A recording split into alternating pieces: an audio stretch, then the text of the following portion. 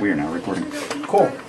All that fat, it's okay, they're grilled. And I use just a bit of a vegetable oil that's low in saturated fat. Does that really matter? It does. Oils like Oh, so you're going to be manning the helm for Yeah, for a little bit until Eric gets here. He's closing up a show this afternoon, so. There is an extra step that I need to show you. Oh, because, the recorder in the back doesn't seem to be working right now. Okay. So. Alright.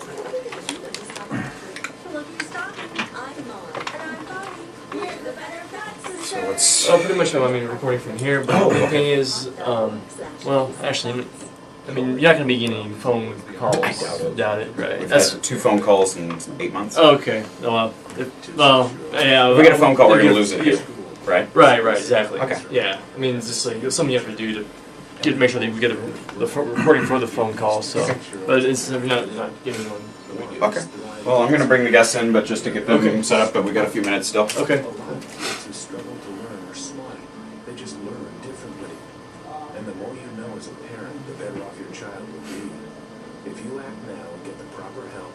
Child can do well in school and in life. So if you think that there's something wrong, do something right. Now, get help. For free information on how to help your child, visit www.focusonlearning.org, www.focusonlearning.org, or call 1-888-478-MIND. Do it for your child, do it for yourself, but do it now. A message from the Advertising Council and the Coordinated Campaign for Learning Disabilities. Did you wind up doing only 2 performances? Two? No, I only did 2 total.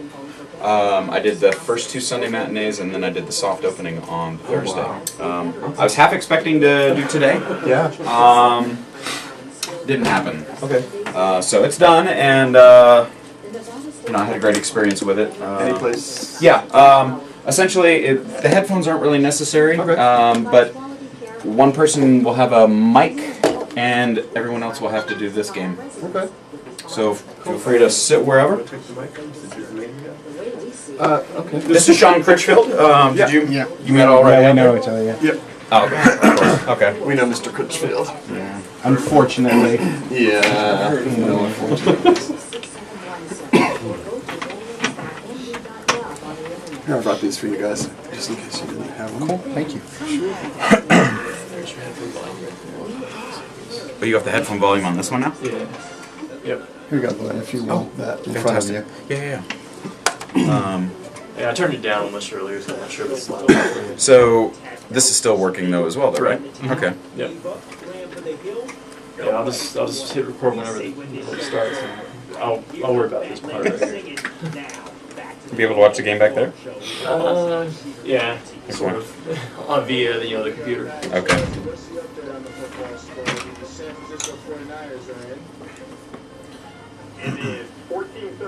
And you probably want to keep the door open because it'll get really warm in here otherwise.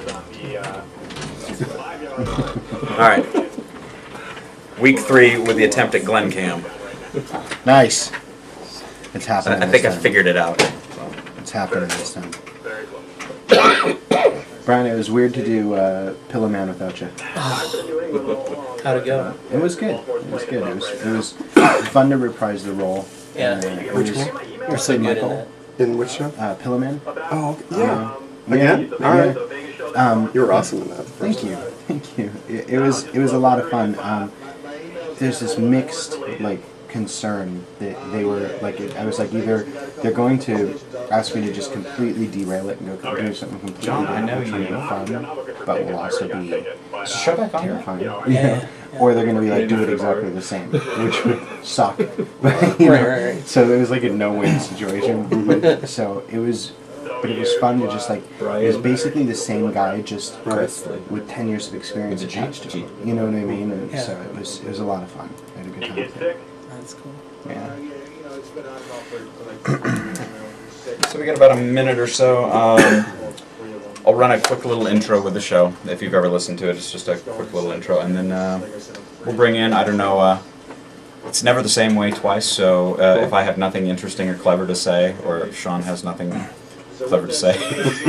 Then we'll go right into the interview. We don't have any guests coming in for the second hour, so you're welcome to stay for the entire duration. We'll end up having just an open conversation about various things regarding theater. So insight from local performers, directors, producers is always interesting. So what that topic is, don't know yet. Eric will usually come in and be like, "This is what I think we should talk about." I'll just run a quick spot and then we'll go. Okay, that's cool. Is your Katurian a little bit more Yes. invested than last Yes. time? Good. Yes. It is Ben Maliso. He was, That's who did it the first time. huh? That's who did it the first time. Both of them were Bens. And I'm blanking on Ben. He's Poor Richard's Players. Loey. Phenomenal. Not Sean. Shoot. I can see his face. So 30 seconds. Oh, Simon. Simon. Yeah. Knew it was an S. Oh, sorry, guys. What do we miss? What do we miss? So it's 21-13 Baltimore over New England. So Baltimore's up by 7. Awesome. good.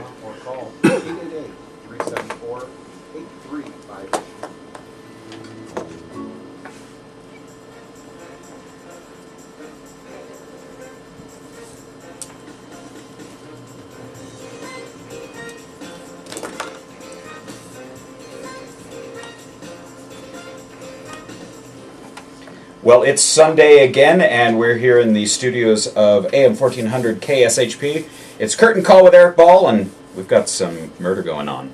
Well, right now. You're not on yet. Sorry. Good. That's perfect. I feel bad. Sean Critchfield is here with me today. Eric Ball's going to be here in a little bit. He's closing up the fantastic run of 25th Annual Putnam County Spelling Bee. But I didn't have Sean's mic on because I'm meaner than Eric is. Eric turns all the mics on and I'm able to say something clever right over the top of Eric, and I didn't give Sean the opportunity. So I'm sorry. What did you say? No, it's built up too much. No, I was going to say, this week it's starting off to be Curtain Call without Eric Ball. And we were discussing last week, what to name it, and Curtain Sheath with Glenn Heath just didn't make any sense. So Curtain neutered, taking it too far, or that doesn't rhyme with anything. Well played, sir. Well played indeed. Well, heads or tails. So welcome back, Sean. You were AOL last, not AOL. AWOL. Yeah. You were American Online last week. That's what I was doing. Actually, it wasn't AOL. It was World of Warcraft. World of Warcraft. I had a very important game to play. No, I'm sure your guild was happy. That you were. yeah. As we all know, my schedule at work is constantly in flux, and so now I don't know how they managed to work this out, but I now work every other Sunday, which Okay. means that I'll be here every other Sunday. Oh, fantastic. So last Sunday, were you Merlin or Arthur? I was King Arthur Okay. last Sunday. Yeah. Fair enough, because if it was Merlin, I'd say just be here. Yeah, exactly. I mean, that guy doesn't do anything.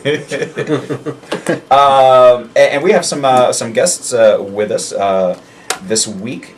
Jay Joseph, John Ivanoff, and Brian Gressley. Did I pronounce that one? Softy Gressley. Gressley. I will blame John for that. Oops. Only because I refuse to take any responsibility whatsoever. Anyone who knows me knows that that's goes without saying. But they're here to talk about A Touch of Mystery, and I know about as much as I can gather out of what this is, simply because it's an interactive musical murder mystery. Right. And this looks like a lot of fun because it's subtitled Music Can Be Murder. So I'm presuming the three of you are part of the show. Otherwise, I have no idea why you're here. Because John's in a whorehouse and that's not running right now.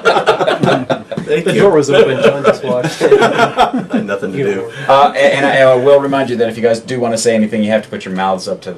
Not directly up to it, but... does require a little bit. So what's going on with this, Jay? Because you've got dangerous curves involved. I do. It's great. I'm very excited about that because we've been working with Gret for the past year now, right? And Lisa had also done this show, I think it was about 4 years ago, back at Palace Station for one of their VIP events. But this is one of the stories, the last story I wrote when we were on Royal Caribbean. We were at 7 ships for 2 years with a different story on each ship. And so this one is a musical version set in the 1940s about a big band extravaganza. 2 bands that were one at one time split off. They're now rival bands, and they've both been signed to headline at the very first swing-in 1945 big band extravaganza in Las Vegas. But neither one knows that the other is going to be there until they show up. And then all heck breaks loose. Or I should say all musical heck breaks loose.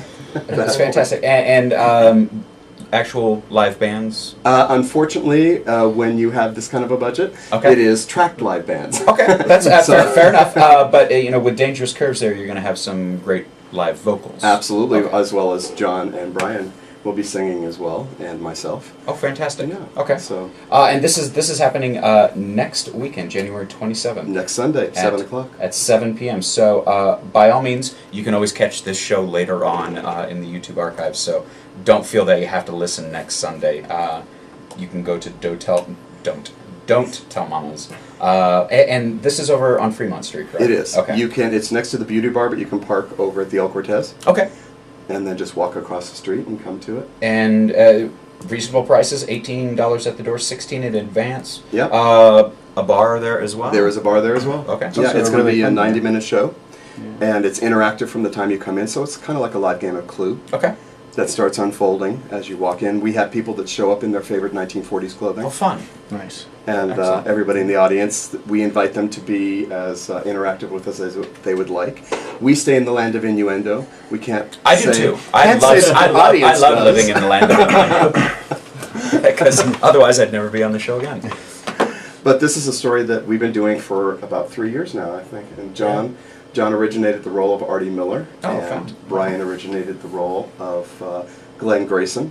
And I write. Good name. Yeah, and I write them and get a chance to play in them, so it's nice. It's fun. Nice. And when was the last time you were able to produce the show? Music Can Be Murder. Yeah. The last time we did it was a couple of months ago for a corporate event. Okay. But is this the first public offering of it? No, the first public offering was at Lowry's Prime Rib 2 years ago, I believe. Yeah, I think 2 years ago. Yeah. Didn't we just do it up at Anthem, Solera? We did. It was for their own private event. Right. Okay. Yeah. So we do corporate events and private events as well as public. Okay. Public, we've been at Lowry's Prime Rib 2 to 3 times a year here for 7 years, and Beverly Hills for the past 5. Okay. So this is a totally fun concept to me. As a matter of fact, ironically, your company, Jay, is one of my bucket list companies because we had this whole period of time where you and I are communicating about me trying to get in a show, and I was always like running off to a different country or a different state or something, and it was one of those things where we never quite worked it out to get to where I got to be in something, which is very frustrating. But because I love this format and I find it fascinating. From an actor's perspective, I'd love to know what are the challenges and, dare I say, dangers of having to do the show with audience participation. I mean, there's got to be some great stories about some people just going nuts during your production and derailing everything, you know? You never know what the audience is going to give you. He said we stay in the land of innuendo, but often audiences will jump the cliff from innuendo, and we will jump with them and go with them, which is lots of fun. They defect. We had everything from audiences who had no idea that they were showing up for a murder mystery, so it was difficult drawing them in, to those who could have taken over every one of our roles and did fantastic things with them. So it makes you have to stay on your feet, you have to be quick, you have to have the one-liners ready, and it's very, very challenging. It's so much fun. It is improv based, but it's not improv like you're an apple, go. You have a full story. You know what? I take umbrage at that because he's an apple. Go. You have a full story. You have full. My background is in improvisation with Second City, so you were actually leading in, Sean, with the question, with regards to obviously anything that's interactive with the audience certainly has to have that element of audience, improvisation with you as well. But there is a scripted story that goes along. Or There is a story. The scenes usually aren't scripted out. I say, this is your beginning, your middle, and your end. This is what needs to come out. I don't like two actors playing the role the same way, because each person's going to bring something inherent and natural to the character, so the stories are constantly changing. They even change from time to time when people who have been playing the roles over and over again come to play it again, because the stories take on a life of their own, and so therefore the actors have more leeway to play with it. Or if the actors playing the roles change. If you're used to playing with one actor and suddenly that actor's not available and you have another actor, that changes all the dynamics. For example, with this show, Lisa has played Phyllis before and she's playing it again. Gret has been playing Phyllis, but now she's going to play Rose. So that gives a completely different dynamic for Brian, who plays her lover. So the thing is that these characters, especially if you guys originated them, in some ways have become at least a little bit iconicized. So my question is if you wind up, have you ever had to take over someone else's role, and do you just, like Brian, do you just wind up doing your best John impression, or do you or does that kind of inherently, you know what I mean? Like, you know what? You're John. Go. But you know what I mean? Like, you get what I'm saying? That sometimes there's like these things that you watch and that just works for the character, and so you kind of, do you gravitate towards those choices, or do you feel that the actors just completely come out of left field of something new? Personally, for me, John, not Brian Gressley. Put that on your resume. I don't try to mimic the actor I'm replacing that night. I don't think it's fair to them. I think they've got some great bits going, and I don't necessarily think that I can do them as well. So I always bring something new to that role, and it usually succeeds. But there still has to be those moments where something has worked in the past, and you play up on those. Oh, exactly. Like a line. A line might work for anybody. We had for Geraldine at one time. The actress who was playing this particular role was African American, and I came up with a great line for it. But if she's not playing the role of someone else, we have to come up with something else. But anybody could use that line because it's a great line. If this African American actor is playing that role. I just have this image of John doing the line anyway to a white actor, and he's like repeating the line louder, trying to get the audience to understand. Well, one time he did have a Caucasian playing the role, and so he kept the chocolate in there, but just changed it from bittersweet to white chocolate. Yeah, that almost worked. That works. Now, is there? There's a lot more information with regards to A Touch of Mystery that's happening next Sunday, 7 p.m. at Don't Tell Mamas. You can find more information at blog.atom,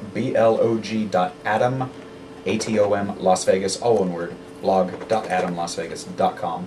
497-7936 is phone number for details. Does that go directly to your Goes cell? directly to the office phone. Oh, okay, to the office. That's And then great. there's another way they can find out information. Just go to the website atouchofmystery.com and click right on Music Can Be Murder. All right, and you can definitely see from our curtain call page on Facebook. We have links to that as well. And the event is already posted and has been for a couple weeks. Now, there is one caveat to this show, and so we need to make sure that our listeners get in there and get tickets now, because if there aren't a certain number of seats sold... yeah, the venue has told us there is a minimum of 30. Yeah. And therefore, you might as well save the $2 each ticket and go to the website and purchase the tickets. If we don't meet our minimum, we will refund all pre-sold. But this is great. This is 7 p.m. You said it's about an hour and a half. So that's still, perfect for after dinner or even before a late dinner. Exactly. And Don't Tell Mamas is a... I've only been there once, but it's been such a long time. I don't even remember what the venue is like. It's a very pretty little venue. Is it? Kirsten works there. She's one of the singers and bartenders. Kirsten Mackey? No, Kirsten Corey. yours. Yeah. Okay. Yeah, she's one of the bartenders there. Okay. So she's very excited about this as well. Oh, cool. Yeah, I've heard her sing before. She's got a great voice. She's listening, so I'm sure she'll love that. Well, hi, Kirsten. Kirsten and I did a commercial a while back together, and then the three of us have a weird connection as well, even though I think this is the first time officially. Right. I met you when you were putting it all together, Yeah. I think. Right. Which, was that the one you were nominated for a little award? I was nominated for Company. Oh, for Company. Yeah. Equally fantastic. It's so funny, like how small our community really is. Because at the same time, I have connections with everyone as well. I directed John. I've been on stage with Brian and Jay, and I actually did. I helped him with a reading of a play that was fantastic. Leonardo. Yeah, I'm wondering if anything's ever. Gonna Actually, come of it. the Onyx is interested. Yes, it's a great play. I don't have any connections with Brian except for today, but I was John's understudy at Best Little Whorehouse one time for the senator, and if it ever comes back and I ever get a contract again, and you were the split I role. was one of the sheriffs. Yeah, and now I'm the. And now understudy. you're the other sheriff. Yeah. Always the bridesmaid. Such All right, as that Earl. is. Yeah. Ed Earl, who lost about $600 this holiday season. And John can certainly attest that sucks. Yes. So, getting back to the question I was asking earlier. No. Segue back. I'm sorry, my brain is stuck on how fun this is, and I'm sure you guys have had this challenge before, where there's been a bar or an open bar, but it seems to me that if like you're downtown Las Vegas at Don't Tell Mamas on the Fremont Street Experience, that's going to be a breeding ground for people to be like, let's get hammered and go see this show. Oh, yeah. You know, and I don't want to put any ideas out there, but I'm just saying. So, is that a concern? Are you guys considering that the level of inebriation might be a little higher for this production? Or? Yeah, it's a different crowd than Lowry's. As long as it matches us, it's not a problem. What's that? As long as it matches our level, it's not. Not a problem for me. I love when people drink and see our show. And his Just makes it much character's more fun, usually 'cause I'm drunk. usually drunk in the show, so it just makes it easier. Oh, for perfect. So everybody. then they're your people. Your characters. I mean, we have had audiences that have had their cocktail event for an hour before we got out there, and they were 3 sheets to the wind. But you know what? You just play with them. You just bring them into the storyline. Well, and there's a certain level of freedom that arises when alcohol is involved. So I would suspect that as long as it's not over the top drinking, that you'll get a more involvement. Right. Yeah. We did have a woman, I think it was our second show last year, that got a little inebriated at Lowry's and decided to take her top off for everyone, which was an interesting part, and that was during the questioning. Wow. So Sorry, how do you deal with that? I fucked her. I know her. That's the problem. We hired her. How do we deal with that? We stay in character and we make the rest of the room laugh, and you just keep going. Yeah. Nice. We just got a little text from Eric. Congratulations, sir, on finishing your show. They're getting the kids out of the theater and all disconnected and whatnot. So he's not on his way yet, which I didn't expect to see him for a little bit. Oh shoot! I had a question too.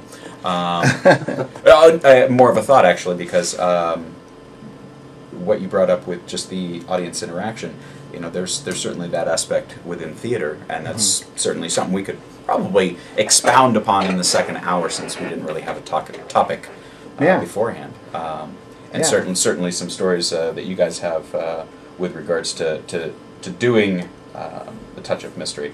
I haven't done it in I think 12 years. I was part of a couple murder mystery dinner things in Pittsburgh, and the last one I did was called Sleigh Ride. It was a Christmas version where Rudolph was killed.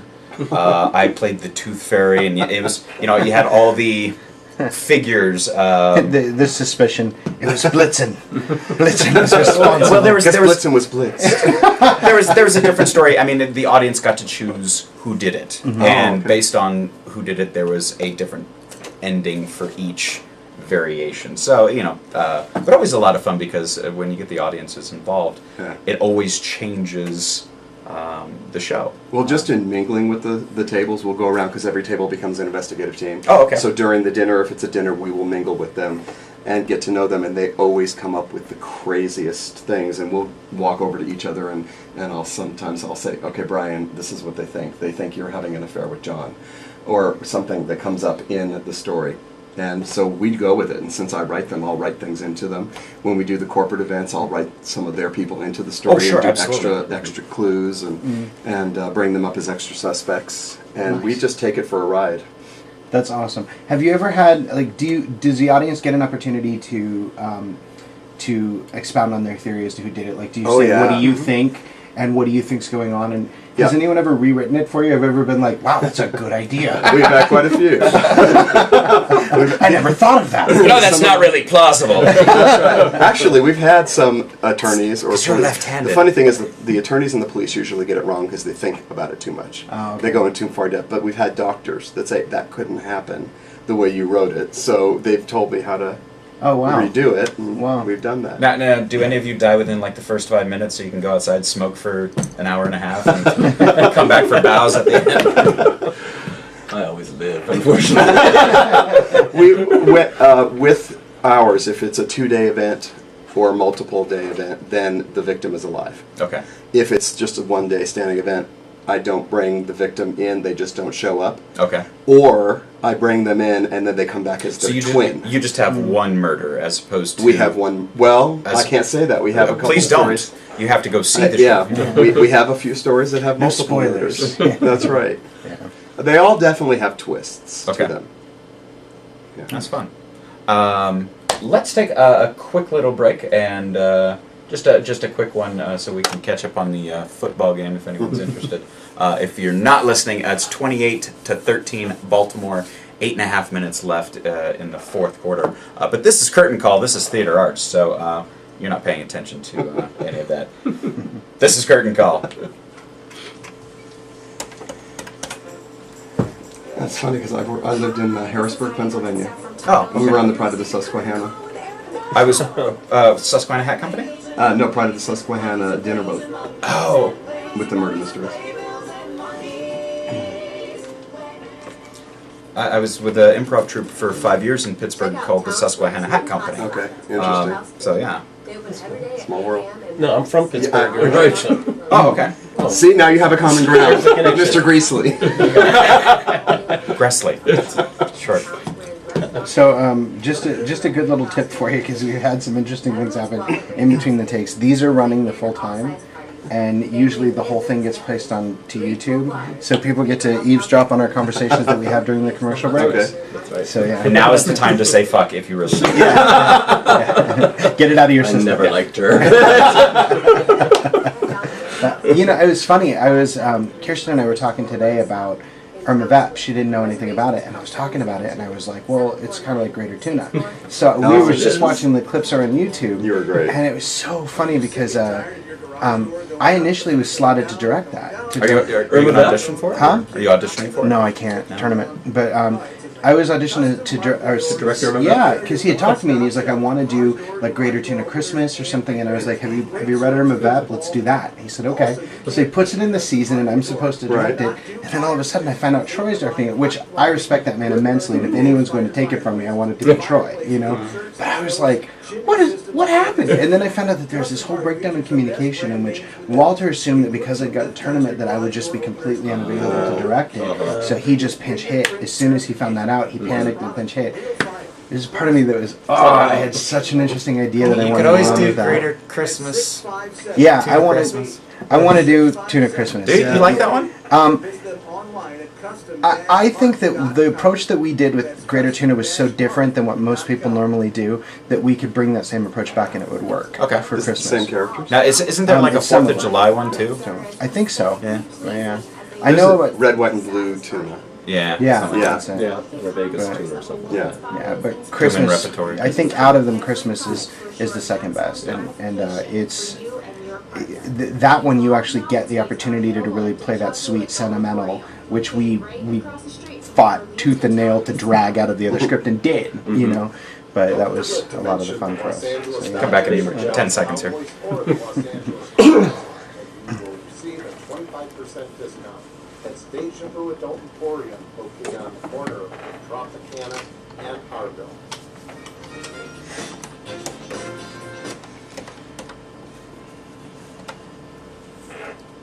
And we're back. Thanks for letting us take a quick little break. We're here with Jay Joseph, John Ivanoff, and Brian Gressley, performers with the Music Can Be Murder interactive musical murder mystery happening next Sunday, one night, 7 p.m.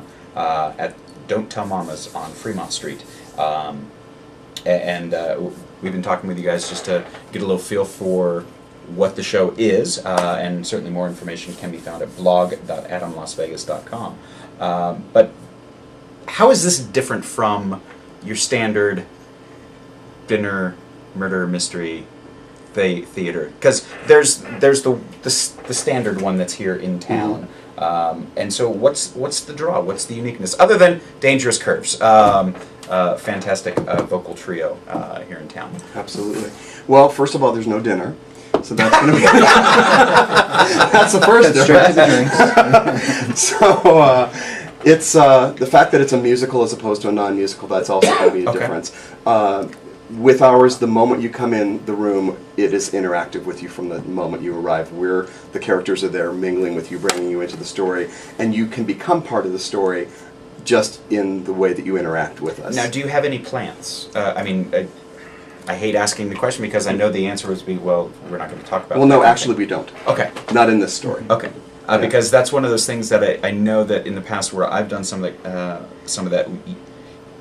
When you can't get the audience engaged, you need an audience to be engaged, Right. And so having those plants, certainly can facilitate moving the story forward. Because Sure. otherwise, you've got an hour and a half show that tends to go on a little bit. Right. When they're in the public venues, people that are coming want to come to a murder mystery, so they know what they're getting. Okay. And they come in for the fun of that.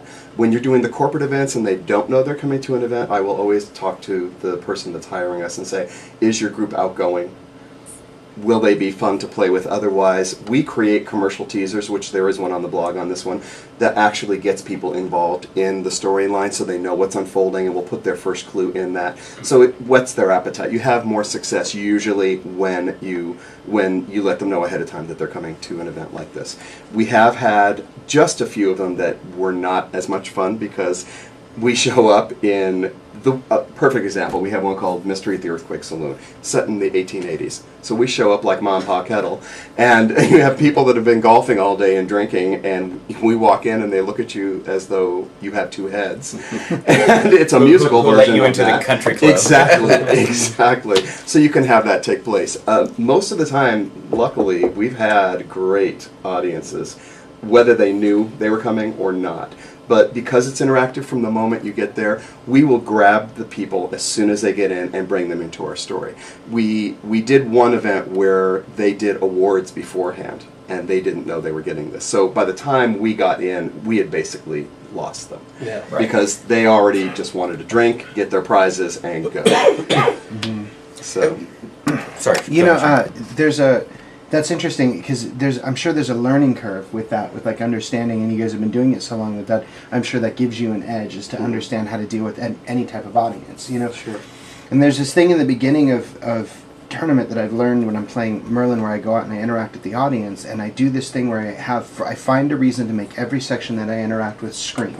And then at the very end, I have two of them have a screaming match, and then I start the show.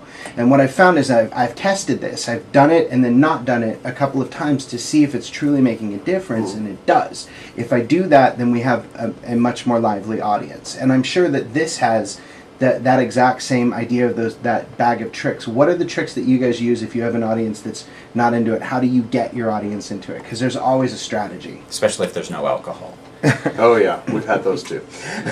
Well, with any audience, you can usually find somebody that's willing to cut loose a little bit.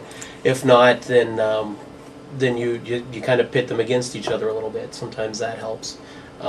Say this character over here has mentioned something about your wife, or just sort of play them against each other. They'll eventually warm up. Now, we haven't tried the screaming thing yet, but maybe that would work too.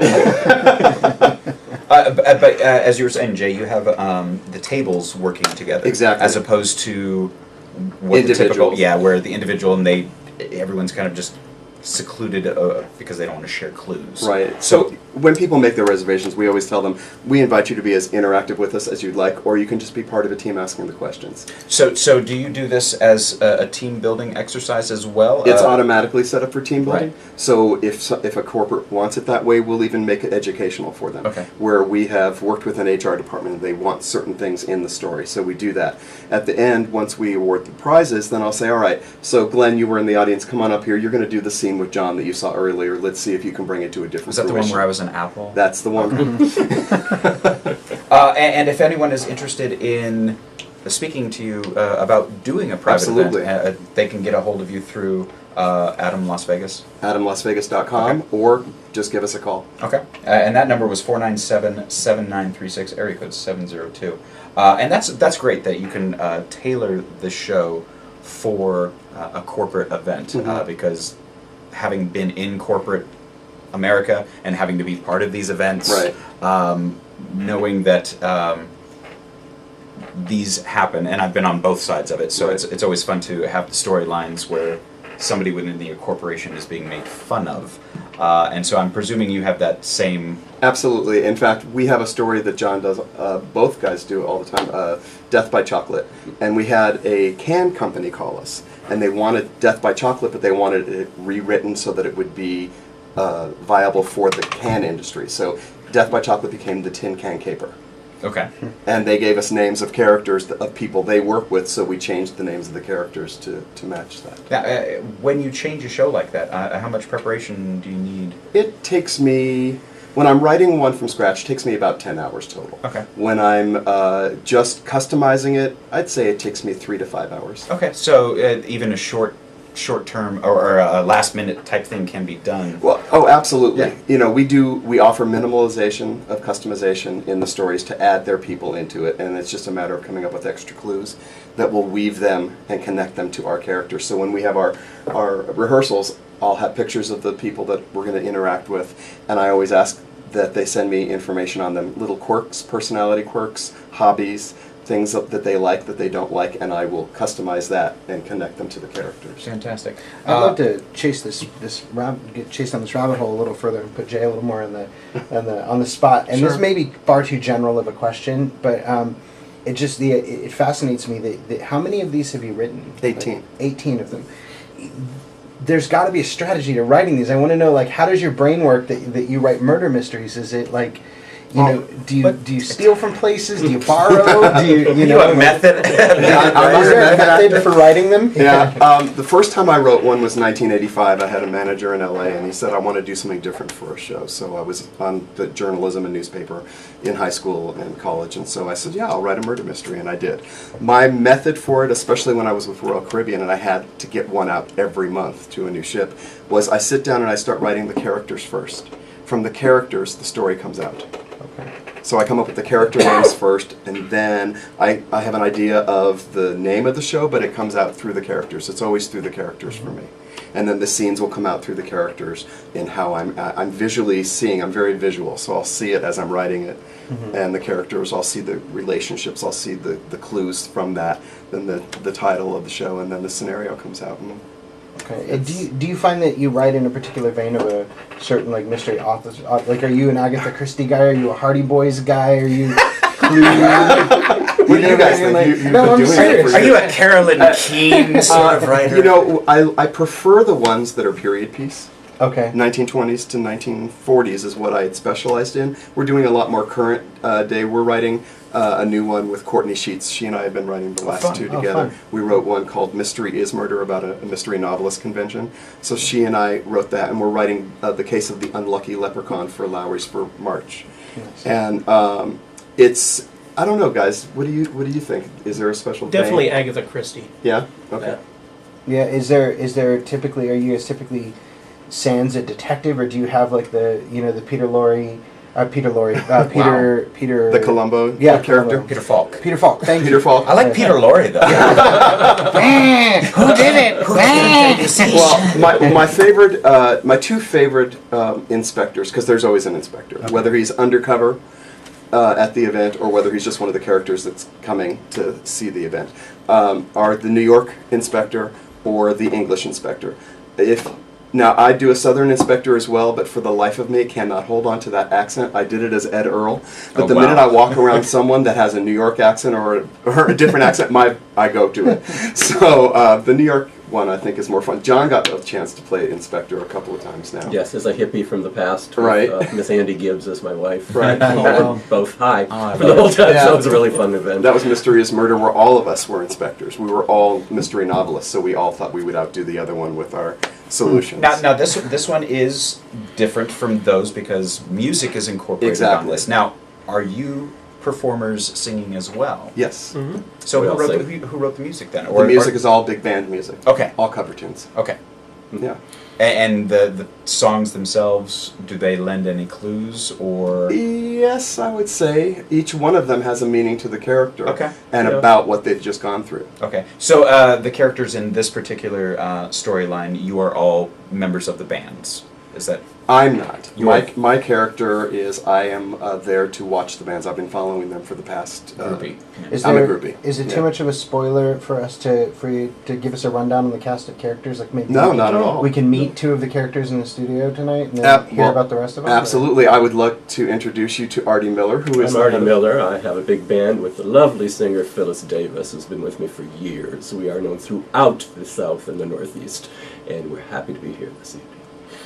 And then you have Glenn Grayson, who is on the rival side. Hello, I'm Glenn Grayson with the Clive Grayson Orchestra. Second trumpet player to my horrible brother Clive. Just waiting for my chance to lead the band. And you're in relationship with Rose McGuire. Yes, Is that correct? my second-hand Rose. Yep. And Rose is being played by Gret Menzies, Mm-hmm. and Lisa Smith is playing Phyllis. Oh, fantastic. And then we have Karen Michaels. Both are members of Dangerous Curves. And Karen Michaels Karen is, Michaels is as playing, well. yeah. And they're are they singing as Dangerous Curves? No, they are all singing as their characters. Okay, Who are fantastic. there? Because this is set in 1945. Okay. And what is the backstory on these singers? Because they sing together. Well, there's only one song that they sing together, and it's pretty much the, remember the Battle of the Dollies? Mm-hmm. This is the battle of the lead singer Oh, okay. in one of the songs, Nice. Okay. where they all try to outdo each other. That's awesome. Yeah. And are you playing a character? in I that? am. I'm playing Rupert Barnes. Yes, and Rupert has a theater company in Boca Raton, Florida. And I just so happen to have just finished doing an entire season of mystery theater. Ah, so that gives them a little bit of a skill set. then. Exactly. Ah, That's why I am the most appropriate person to I lead see. the investigation. Oh, fun. that's fun. That's awesome. And so the cast is about how many? 8? There's no, actually, there's a total of 6 of Just the us. 6. Yeah. Okay. Fantastic. And again, this is next Sunday, 7 p.m. At Don't Tell Mamas. Music can be murder with a touch of mystery. Brian and John are being very quiet, so I'm trying to figure out a way to put them on the spot without making them sing a cappella. Though we will do it. Oh, And Brian actually plays his trumpet Live. Yeah. live. Nice. Of course, you During his didn't number. bring your trumpet with you. I just forgot it. It's in another suit. And I will not dare ask John to play his trumpet right now. Later. That was me in the world of innuendo. What else? Brian, you've worked with Sean before, but this is a very small community, but this is kind of the first time I've met you, and so what else, do we do in town? Because I know that you're not doing murder mystery 24/7. Not yet. Not yet. Obviously, that would be a wonderful venture to be able to do. Yeah. What do we know you from? What are you working on? Yeah, How does it- because there's other things, and certainly we're here promoting. We'll get a little bit of bio on the actors. Well, yeah, because there's also other opportunities to see performers doing their thing. And that's how I met Brian, was seeing him do other things. Yeah, we met during a production of Chess Right? Oh wow! at the Summerlin Library. Mm-hmm. How many years ago was that? Oh my gosh. 6, 7? At least. I don't know about you, but every time someone says I saw you in that, I say, oh, I'm sorry. Just that one night in Bangkok. Oh. Yeah. Long night. But as far as acting repertoire, mainly it's been Super Summer Theater Okay. type work. Well, such as what? What may we have seen you in? I was in Buddy, the Buddy Holly story. Okay. I played Joe Malden, the cricket bass player. Jesus Christ Superstar. I played Annis, High Priest Annis. One of my first shows out there was Little Abner. I played the title role in that. Didn't you So, just do confusions. Perchik in Fiddler? I just did Perchik Oh, and Fiddler. okay. I There had you a go. beard then. That might be why. I Okay, didn't good, but recognize that's it. Brian, what's funny is it was with Phil Shelburne that you did the Jesus Christ Superstar? Yeah. Okay, he mounted that like 10 years earlier than that, or some ridiculous number, and I played Annis in that production. It's funny because when I put on the fake beard to play High Priest Annis, he's like, "Oh, you're doing the Sean Critchfield." That is I said, high praise. If it works, don't change it. My notorious beard. Well, there are pictures of you floating around without a beard. Yes, I would like to burn all of them. I look like a fat kid that eats paste. It's a horrible thing. Yeah. Don't. I can see the gears turning. Hold on. For those that are going to watch the YouTube, this is the gears turning right here, and me just getting terrified at what's about to come next. That is me reminiscing about my own paste eating days. I remember paste having a minty flavor because I don't know why. I tried it once. I mean, who doesn't? Yeah, I suppose you have to at some point. No. So no, it was. I think it was like in middle school because we had to use paste in these tongue depressors for art class, and smelling is like, this smells good. It smells minty. It smells like mint. It's been a long day. I have no stories to tell. So Elaine Boozler, she does a joke on that where she says, I think it's Elaine Boozler. She says, if you mix flour, water, and eggs, you get cake. If you mix flour and water, you get paste. That's the whole bit. Where is she these days? Because that's gold. I'm telling you. Genius. I'm telling you. So, John, where do we give us a little bio on you. What are you working on? What have we seen? We've seen I can tell stories. We've seen John for a long time, but probably. I'm typically a theater whore. I've been just doing this forever and ever before I moved here in '88. Very first thing I was in was Damn Yankees with Georgia New behind the Flamingo Library, dressing in the parking lot. But I've worked with Jade, Las Vegas Little Theater, Super Summer Theater, SFS Productions. If you've seen, I've been about 15 performances Super Summer, so I've done a lot. And you work a lot at LVLT as well. Yeah, I used to be on the board there, and I've done a lot. My favorite, as I look at you, was Greater Tuna. Was it really? Oh, well, thank you so much. In a heartbeat, I would do that forever. That's so fun. With you. That's so that fun. Was the best show. We had such a good time with that. I think that part of the fun was, I remember during the second run, I came back to see it, and I was there with a friend who was a director as well, and I don't know if she would want her name mentioned, but she goes, we went backstage, and I came back to say hi to them. They ran out and they said, "Oh, we have so much stuff that we added in the second act. You're gonna love it." And I turned around and she looked at me and she said, "You're glad that they added stuff?" And I was like, "Yes. Are you kidding me?" And I just told them, I said that I really wanted to try to give it a feel of like the Carol Burnett show, where they knew that they were performers in a show and they knew they were playing these characters, and if they decided to go off on a tangent, as long as they felt that they were honoring our concept and honoring each other and honoring the characters, and as long as it didn't go on for too long, that they had carte blanche. And so to come back and see that show grow, and to see them as he and Troy became more comfortable with each other, to just play. So it was you and Troy Tinker? Yes. Great cast. And oh wow. And it was they destroyed the audience every night. That's fantastic. Like, tears. It was like this laughter, this howling. There's the moment, if you know the show, when Troy is doing this adoption moment with a dog, and the joke in the script is that John is supposed to be hiding behind a newspaper doing the sound effects of the dog. And just in our own playing and our own exploration, we finally decided that at that moment it was no longer an actor, it was John, and he was taking his break at the table, and Troy decides that John has to participate with him. So John gets up and walks over and whips his wig off and hits Troy with it, and then Troy used the wig as the dog. And for the rest of the scene, at that point, John's goal was to bark so loud doing the sound effects of the dog that you could not hear Troy.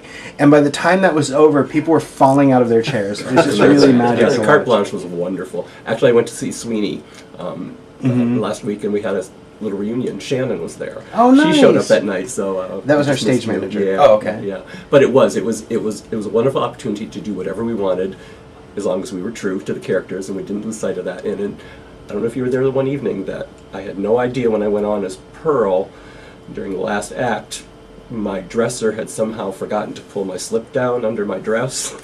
Apparently I was showing all my particulars in the spotlight, but didn't know it. That's amazing. It was a great show. I enjoyed it. That's fantastic.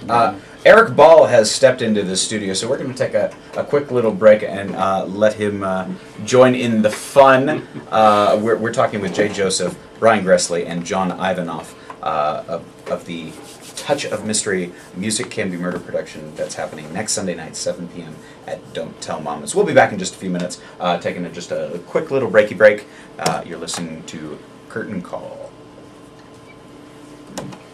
Yeah. Sorry I'm late, guys. Good to see you. Nice to see you. Always. Nice to see you. Thank you guys are here. Sorry, I had a closing night of spelling bee over at Faith Lutheran. Yeah. You may have your AV duos back. No, please. You do. I'll just. Come on in. I'm cool with I would just rather kind let him do the camera thing. I'm messing it all up. I'm like, all of a sudden I look down and realize it's been on Glenn or me for like 8 minutes. I can. If you want to stay there, I'll stay there. Switch with me.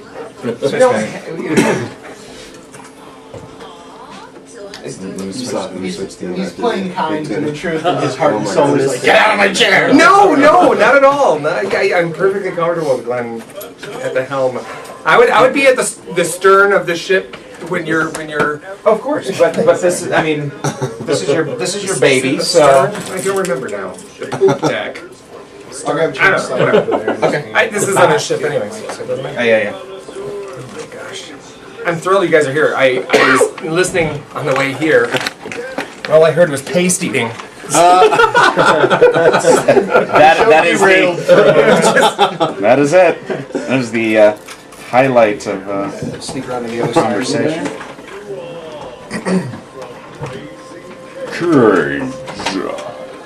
I'll let. I was doing my best Glenn Heath over there. Like I was like, okay, what's the next topic?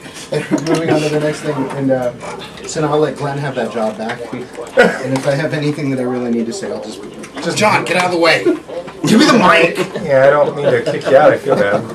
It's coming up like auditions too. there's auditions. I usually just go to Lysander's site. I can't talk about auditions. I haven't heard yet from Next to Normal. Really? Yeah. You auditioned and haven't heard back? Yeah. What about You're in Town? That's not till February. I thought you auditioned. No. I was approached to audition. So. Well, I'm Cladwell. I'm sorry, but Monday. Cladwell is you. Monday, Tuesday of next week is going to be Cuckoo's Nest auditions. Whoa. Me. Wait. Where are you directing It's going to be Cuckoo's at Nest? the Onyx. It's going to be the first 2 weeks in May. Wow. First 2 weekends in May. And So a week from tomorrow, you're auditioning? yeah, kind of. I'm auditioning tomorrow for VEP. So. Well, let me know. Okay. And we also I'm more than willing to take submissions. Like if someone wants to audition for me, I'm not concerned about that. Yeah, I don't want to talk on air, and I'm pretty sure the Huntsmans won't be listening to this later on. But it's. Well, I'm sure they listen to it. Yeah. I'm They sure. keep it on there.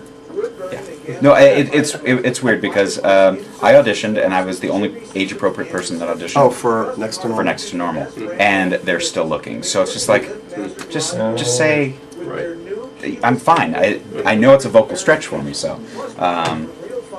Well, it's at the top of my vocal range. There's a lot of stuff going on right now, though. Yeah. That's probably why people are splitting.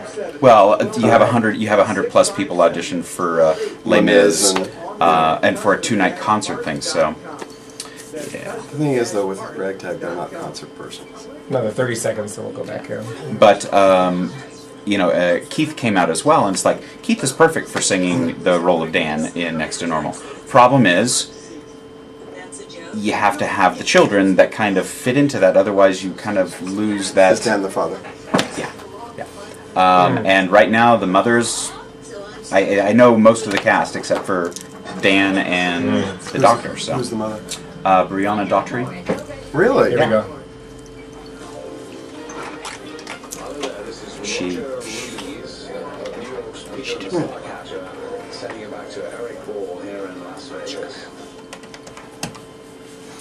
psych. It's supposed to be sent back to Eric Ball, but Eric threw it over to me because apparently I've been at the helm, so it would seem very odd for our listening audience to come back and go, oh wait, this must be a different show. Well, I'm totally confused. I was driving to the studio and I hear paste eating contests or something about how it tastes minty, and first of all, it does. But the second thing, I just wanted I was trying to tune in on my way back from Faith Lutheran. Really, because most people, when they're listening to me, try to tune out. But I was closing our run of Spelling Bee out there and listening to. Yeah, thanks. I was very proud of them. And I was listening to A Touch of Mystery and everything that you guys had to say about that, and it's. What you said was intriguing to me the most, and because it was exactly what I was thinking at the time about how do you come up with this stuff, because I don't know about you, but I'm a huge fan, and I just kind of taken over, haven't I? I'm sorry. Well, here's the thing, Eric. I'm really good with the non sequitur and the let's get Eric back on track segues. Mm-hmm. You're like my therapist. What am I good at? What am I good at? You haven't been here long enough for us. Let me tell you, Sean. That's what you're good at. Sean makes a delicious egg salad. I do. Mm-hmm. Really? He uses dill or something. Refreshing. It's refreshing. No one says that about eggs, but it's the mystery in it. Then I believe it. It's the mystery of the egg. We've just given an idea for Jay on his next. That's right. But here's the thing. I went on this huge kick for about a year where I couldn't get enough of Hercule Poirot. I couldn't get enough of this dude. I was watching it on BBC. I was TiVoing it. I was drinking tea. I don't even know what you're saying. I was drinking tea. What are you saying? Jose Cuervo? So but what intrigued me most about it is, for one, it's a fun character, and I think that maybe is part of the charm of Touch of Mysteries is that these are inviting, fun characters, And they're usually caricatures of characters. Yeah, which is in one might argue that Hercule Poirot is a caricature of sorts as well. But that mixed with the fact that you get down to some legitimate troubleshooting, mystery-solving business. You kind of throw it all up against the wall and see what sticks. I mean, it's kind of fun, and I found myself getting wrapped up in that, and I couldn't get enough of it. And then my wife was saying, you should really read these Agatha Christie ones. They're quite good too. And I was like, oh, reading. That would be your wife, the English teacher. Yeah, my wife, the English teacher. And you should learn to spell. But this is awesome. So this is now. Can I? Because this is the part of the interview that I probably didn't hear. Could you fill me in again? If you tuned in at Paste. Well, it was a little bit before Paste. When we started talking about Paste, we'd run out of things to talk about. It was a little bit before Paste. I got stuck at Paste, but that's where I'm at right now. That's as funny as I'm going to get tonight. I'm stuck at Paste. Let me ask you this. So wait. I see what you did there. Stuck. Paste. I'm sorry. Go on. Oh. I doubt that was intentional. Wow. January 27th, you guys are doing this over at Don't Tell Mamas, but also, are you looking to do more? Is that we do. Okay. We're at Lowry's Prime Rib in Vegas 3 times a year, twice a year in LA. Usually it's January and July in Beverly Hills. And here it fluctuates, sometimes January, sometimes February.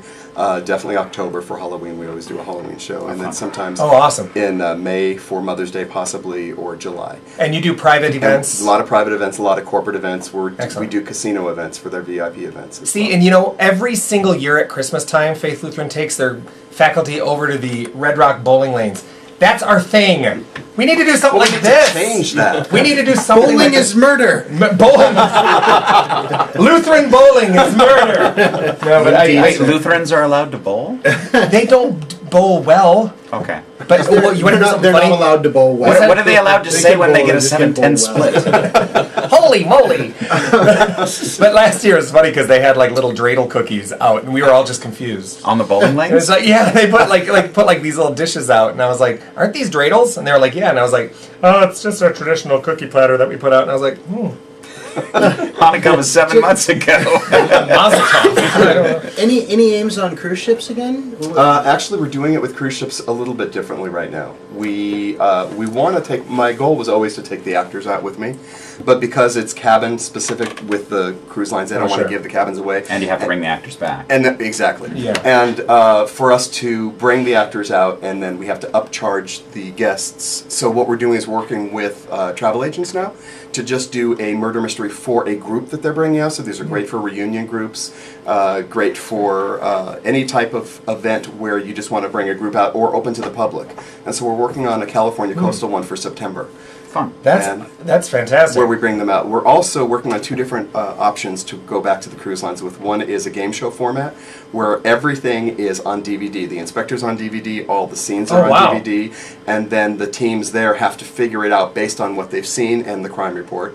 And then we're working on one other very special one, but it's as a variety specialty act. I remember as a kid, we had a VHS murder mystery thing, and what sucked is you had to fast forward. Yeah. I mean, with DVDs at least you can go to the next chapter, but it's like we got to fast forward, and if you went too far, you had to go to these exact moments. And cruise ships have those in-cruise like channels and things, right? So that might be actually like a perfect fit. Well, it is, because what we do is we create a commercial that's seen at the Welcome Aboard show and say a murder mystery is unfolding. Be on the lookout for these characters on this date. This is a game show format. They'll come in, and it's great because they only need to have one crew staff work it, and they push play, they push pause. They hand out the crime reports, and they're done. That sounds fantastic. And if you're just now tuning in, we're talking to John Ivanoff, Jay Joseph, and Brian Gressley. They're all involved in A Touch of Mystery. It's Music Can Be Murder is the event that's coming up. It's an interactive musical murder mystery, of course, and it's coming up January 27th at 7 p.m. If you want more details or advance tickets to go to this, because it sounds like, I don't know about you, but like I said, I just slipped in here and I'm already wanting to go. And sounds like fun to me. They do need to sell 30 tickets, so get a group. That's how you do these things. You don't go alone. And that's one of those fun things that, especially in the theater community, a lot of times we performers, we want to be part of the show. We sit there and say, I want to go up on stage and spell cow and spell it CALF and see what happens. Oh my god. Yeah, we'll talk about that later. But this is a great opportunity, and it's a reasonable price. It's at Don't Tell Mamas, so there is alcohol. Cool. There is alcohol. And go to the website. It's blog.adamlasvegas.com. And it's atomlasvegas.com. Another easy way is to just go to our website, atouchofmystery.com, and click on Music Can Be Murder. I'm completely stupid. A Touch of Mystery. If you take the first letter of each of those words, it spells Adam. Have you figured out what the bell is for yet? Anytime something stupid comes out of Glenn's mouth, feel free to ring the bell. we keep it particularly close to us. It's one of those improv Pavlovian things. We're going to offer a Curtain Call with Eric Ball special. That if anyone mentions that they got this, that they decided to purchase their tickets after listening to this radio show, they will get a hug from John Ivanoff, and he will sign their ticket stub. Wow! Well, I think we can beat that because we're actually going to donate a pair of tickets to your listeners. Excellent. To come on out, and all they have to do. and he won't limit you to just the tickets that can be signed. And we won't have. We'll just take the name of the party coming. That's great. They won't have to have tickets for that. Well, then this is January 27th, so it's coming up next Sunday. So you guys need to. We need to meet our minimum of 30 by the Friday before. And I'm sure you will. But here's the thing: it's Sunday. And Sunday's like a great day to take in theater because usually there's no useful football game on. It's just the Pro Bowl, so no one cares. Right? Like today, I was inundated with all these Facebook posts, and I'm going, "That's that oblong-shaped ball, right? Okay, got it." And it's on here. It's on here. Is the game over? It's a commercial right now. Oh, yeah. So. It's very interesting. But anyways, we're doing a radio show going, and it's a... last week we talked sports for about 45 minutes. You did? Terrence and I were just sitting here. We had, our guests came... Ernest Hemmings never made it because he ended up in Pahrump or wherever Terrence's directions sent him. So it was just me, Jamie, and Terrence talking for a little bit. That's really funny, actually. And then our the group from Clockwork Orange came in around 7, so... He was listening to the show going, I should be there. I said, when you see the sign for Pahrump, turn around. I just had this image, instead of it being like the cast from Clockwork Orange, just like people in the Clockwork Orange costumes randomly walking into the if you know Terrence, you must Sean, you know the cast of Clockwork Orange. It's the same thing. Yes, fair enough. Fair Oh my gosh. Well, tell me now. This is part I didn't hear as well. It says starring Dangerous Curves. Who's Dangerous Curves? Because for one, dangerous is a fun word, and curves is a fun word. Right. You put them together, and they are women, and they are amazingly talented women. And they have a new album out too. Don't they? Do. Yeah. It's great, and they just did their Christmas album, which was fantastic. Awesome. And their first CD, Girl Talk, which is available on their website, is amazing as well. Awesome. But one of the reasons I was excited to work with them is because they already sing together, and there is a song in there where they do sing together. And the great thing about this is they get a chance to blow off some steam that they might not normally do in front of an Especially audience. Lisa, because she has to deal with Ron all the time. I'd be careful, Ed Earl, because Ron's taller than me. Ron's taller than all of us on our shoulders right now. But Gret's been working with us for the past year. Lisa, we only got a chance to do one show, and she's reprising the role. Oh, cool. And Karen is amazing. She's a great addition, and the three of them sing so beautifully together. And I think this is now going to be your third or fourth Geraldine to play with, Artie. That's right. And this gives you a new Rose to play with. What happens to them all, John? You just keep killing them off or scaring them off? Wear them out. Heyo. And now, if somebody wanted to get involved, say, actually, because I would say that a lot of our regular listeners, the people that tune in or watch the YouTube footage and everything, they're members of the theater community as well. People who possibly want to catch up on what's going on in the Valley, kind of get an inside scoop as to what's going on behind the scenes of a particular show that's on that particular show. Right. So how do they get involved? They can just give me a call at 497-7936 or email me at j@atomlasvegas.com. And I'm always looking for new people to spice things up. I'm very loyal to the people that already work with me. Awesome. Because no one works for me; everybody works with me. Yeah. And we rotate it in, but everyone who's played a role that has already originated it and it's gone well, they get first right of refusal on every gig. Oh wow! That we get. And they do pay. So yeah, that's great. Well, I have a question for you, Jay, because you said you've written 18 of these. Right. Have you branched out into doing anything else? I mean, I know that you sing and I know that you act. Have you considered doing anything else? For any of the playwriting festivals or any of the fringe stuff? Have you written anything? No, else? I haven't. Or do you have those aspirations? People have asked me. I just did. Yeah, I know, and that's a. Yeah, we've converted it. I have not written anything like that yet, but I'm about to expand. And that's why I'm wondering, because with the ideas that you've had being able to do 18 of these, if you were to put them all together, that's 20 some hours of performances, and so I'm wondering if there's a way to be able to expand that into a full theatrical production. Probably. I just haven't done it yet. Okay, we'll get on that. I will. We'll get on it. I'm on it.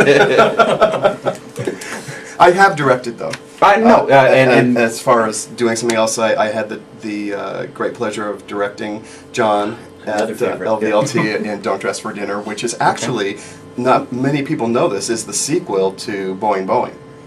Really? But which is playing right now. Exactly. Yeah. It has the difference is the sequel goes with the movie with Jerry Lewis and Tony Curtis, where there's an English flight attendant, Jacqueline, as opposed to the Italian flight attendant. Interesting. And Bernard, who is John, marries the flight attendant, marries Jacqueline, and then it's years later. Now, I direct very differently. I don't cast in type. I cast based on talent, which is... A lot of people appreciate that, and then there's the others that don't appreciate it so much. The script calls and yet you still work with John. That's right. The script calls for 30-something. Go ahead. The script calls for 30-something in the characters, and I felt that 40s, 50s would bring more depth. And it did, and we had a great success with it. An extended run. That's how good it was. We did have an extended run. Well, John certainly, his name precedes him. Thank you. So. Well, and I was going to say, in asking him what is to come, are these publishable? Or can you? Can they be licensed? If a group wanted to license it. Royal Caribbean licensed them for 2 years. Nice. Norwegian, for the Norwegian Jewel, they bought a limited license from me on Lethal Libations. So it's on only one ship. and Oh, they wow. own the rights for it, but it's not exclusive. It's a non-exclusive. Well, I would argue if you're like a group that wanted to do a fundraiser and were looking for something like this to do, it'd probably be more advantageous of them to contact you and have you come out and do it. Right. There's a couple of ways we can do that. We can do it where all the actors come out, or we can do it where I send an inspector out to facilitate, and then their people play the characters. And there's two ways to do that. One is I'll rehearse with them 4 times so that they know how to play the characters and how to answer the questions. So it becomes like a workshop. Exactly. Or I'll go out there and they will read their scenes off of cue cards, and they won't know whether or not they are the killer until the end. Fun. It's like Clue. Well, and that's actually a great concept for an educational, especially for kids that may not necessarily be. They haven't got the bug yet of doing theater. They got green behind their ears still. But it's certainly a way for children who, let's just say, some that may not necessarily have those social. Exactly. Improv really helps people to come out. When I went on the ships, and I would have the people that said, "Oh, I can't do this." I said, "You improv every single day. You're crew staff. If you wake up in a bad mood one day." But the funny thing was, the ones that were the most nervous stole the show every single time. That's awesome. And we did this at a high school, Henderson High School, one of the private schools. We went in. I taught the kids how to do it. They did their own. It was a story called Twice Baked, about a reality TV show called So You Think You Can Cook. and we did it for them, and it went over very, very well. That is fantastic. And I would say, just from my perspective, high schools in general are always looking for fundraisers. They're always looking for unique ways. This might be something that is appealing to drama programs and drama clubs and things like that for high schools. But more importantly, this could maybe appeal to anything. It could be a faculty thing that they do. Absolutely. It could be something that is wild and crazy that maybe your National Honor Society, maybe that doesn't consist of theater kids. It just would be something fun to do. Well, and we talked about that before you got here, that there's a lot of the team building exercises directly built in. So I'm not saying theater kids aren't honor students. Some aren't. I'm not saying I wasn't an honor student. But part of me is trying to segue into a second hour where we have kind of like an open discussion, because we certainly have. You're not supposed to announce when you're trying to segue. Well, you don't seem to get it. No, you don't. It spoils it. It spoils it when I don't think you get it. I thought that by I was giving you the hand signals. Okay, you're both pretty. You're both going to prom. Okay, back to the. I can't go to prom. You asked a question earlier. Is it more the Thank you, Jay. Thank you, Jay. Jay with the assist. More the Agatha Christie or the Hardy Boys, and we do children's shows as well. Cool. And what we do with that is we actually build in a scavenger hunt for clues, and we keep it more of the Hardy Boys type of feel for them as well. Wow. Ryan's done one of those for us. Were you Joe Hardy or? No, wait, Joe Hardy. That's the Yankees. That was awesome. Well, I missed you, Glenn. Earlier, I called Peter Falk Peter Lorre. That was. Oh yeah, and then you did his impression. That's when I tuned in. Well, I do want to take a couple moments and talk about some closings and talk about some of the shows going on, because we certainly want to give shout outs to the shows that are Proletariat closed over at LVLT. Sweeney Todd closed today. 25th annual Putnam County Spelling Bee closed, and then we've got shows right around the corner. Clockwork Orange is opening next weekend. Boing Boing is still playing at LVLT. And I went and saw that, by the way. Yeah. And then Next to Normal in a month. Auditions for Mystery of Irma Vep, Violet, Sean. You've got auditions for Cuckoo's Nest. I'm going to be directing Cuckoo's Nest, and those are going to be coming up Monday and Tuesday of next week. And I will be a week from tomorrow. Yes. Yeah. And I will be setting up a Facebook events page soon, as that seems to be the preferred source of theater information for the theater community. Isn't it sad? And then several people that have tried to set Conservatory Theater over at UNLV is Urinetown Towns for Urinetown on February. It's the Saturday, February 9th, I think. Yeah. With callbacks being the following day. And you watch, just any day now, we're going to get news about all the Super Summer stuff that's coming down. That's right around the corner. That's going to happen any day now. But they're all doing Les Mis, so they're all too bad. Actually, I watched that yesterday, and I have to say one thing. All the people giving grief to Russell Crowe. I don't think his singing was all that bad. I think his acting was horrible. I think they could have put a cardboard cutout with the lips cut out and had anyone singing behind it, and it would have been just as good of acting as what he did. Hey, you watch what you say about the Gladiator. Yeah, it's like Yeah, I didn't understand why Wolverine let Catwoman die, and then the Gladiator was chasing him around France for what, 50 years? Why? I mean, isn't Portugal close enough? You just go, leave the country. oh, Russell Crowe. He's an interesting dude, though. That's for sure. I enjoyed the movie because I didn't know the story until I watched it, and it's just like, I've heard that song before. Oh, that's how it fits together. Oh, Jake can write Les Mis can be murder. Can be all in the perspective of Javert trying to figure out. Jean Valjean. See, and I, you know, what we were talking about a couple of weeks ago, you know, doing the theater shows, you know, where you know, Sweeney Todd recognizes his wife right off the boat. Same thing, you know. Yeah. We were talking about as soon as Jean Valjean is like, oh, this is a nice monastery. I'm not going to steal this silver. I'm just going to, you know, become a monk.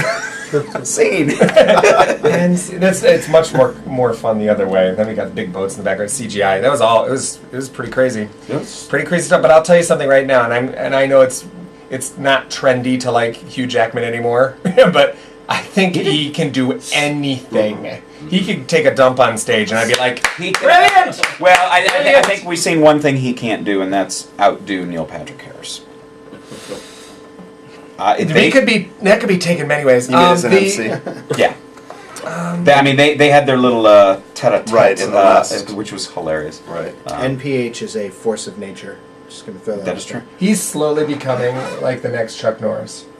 I would say. I think Tim Burris is going to object. Tim to that. Burris versus Chuck Norris versus Neil Patrick Harris. Steel cage match. Curtain call next week. I need to check and see if Neil Patrick Harris's Puppet Dreams has a new episode out. Oh yeah, there's lots of good stuff going on. Well, why don't we take a break? That way we can put my break in early for this half-hour segment. My producer's listening to me in the other We're room. recording over here. Yeah, so. Anyways, let's take a quick break. We'll be right back. We'll talk more with John Ivanoff, J. Joseph, Brian Gressley. Of course, we have Sean Critchfield and Glenn Heath. And I'm sitting right here, too. Talk to you in a bit. Bye. Who are you? You don't need to know who I am. It doesn't matter. Doesn't matter. I thought the one thing about Les Mis that was really great was that they recorded live. Yeah. That was. It's a Harbaugh Super Bowl. John Harbaugh and Jim Harbaugh are going to be going against each other. Ravens and Niners. And you're San Francisco. How's that camera working? I don't know. I'm hoping it works this week. It's cool looking. The first week it recorded all white. Second week it was all audio. This week I'm hoping it's going to be the vomitorium of headcam. Can I tell you that's one of my favorite theater terms ever? Other people can read it. Just don't want it to wind up on YouTube. That's all. Call Custom Hearth and Door at 657-1280. That's 657-1280. You guys are Online at custom-hearth.com. Clues to. That's custom-hearth. Can we cut this part from YouTube? Can I make it edit It's a right? big pain in the butt for me to do it, but possibly. We can just pass it around. Just pass it around. Yeah, just pass it around. Like a fortune cookie. This is it. Do you need to change the CD? You did? Okay, we're good. Yeah. Thanks, brother. I want to read it. What does it say? He just posted something. Everyone's Guapa Ranch House Kitchen. Music and all size parties, families and business gatherings. 3 full bars. Your favorite alcohol. Did you see it? Yes, I saw it. Just making sure. I just didn't want anyone to feel like I didn't want it to be like, but I just So, we should improv something. I was an apple earlier. Yes, you were. And appropriately. And all I can say is apples don't talk. So We should. I'm going to play this really slow Raising Cane's commercial. okay. Why did they slow this down? It's so dumb. They slowed it down to fit To fit the. 45 minutes or 45 seconds. It feels like 45 minutes. It's bad. It's like. But I don't know. What do you think? I don't know either.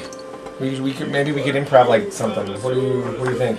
Well, I think we should I kill thought you. It'd be fun, like if I since I'm not at a mic. You want to kill me? If I if I die, That'd be cool. If I kill you, then I have to do the show myself every week. but We just for now, you could kill me. the idea is thinking is Well, I want to find out what happened last night with your inability for a performer to not spell cow. Seriously. it worked Seriously. out later. Wow. That was really funny. Yeah, it worked out later. Good. But we were thinking like you just die and then you guys improv the solving of the murder. I could die. That'd be fun. Brian's eyes just got huge. He's like, "What? No script? What are you talking about? Why would you do that to me?" Any time to prepare for improv. What are you talking about? We haven't written anything. I learned improv from a script. Right? But there's no character. Who do I... What's my motivation? Somebody give me some liquor. What's my location? I have no Give me props. some poison, quick. Curari, go. All right. It smells like burning toast. I think they ixnayed that idea. Is the general vibe I'm getting. That's okay. I'll make life better again. I'll play the Maggie Wheeler going. We did learn something interesting about rat poison. What's that? Well, it's okay because it's not in this storyline. It has to build up in your system. Oh, really? Yeah. We're going back. So the whole 9 to 5 poisoning Dabney Coleman. Would make him sick but not kill him. Right. Save it for the air. Well, he didn't really die anyways.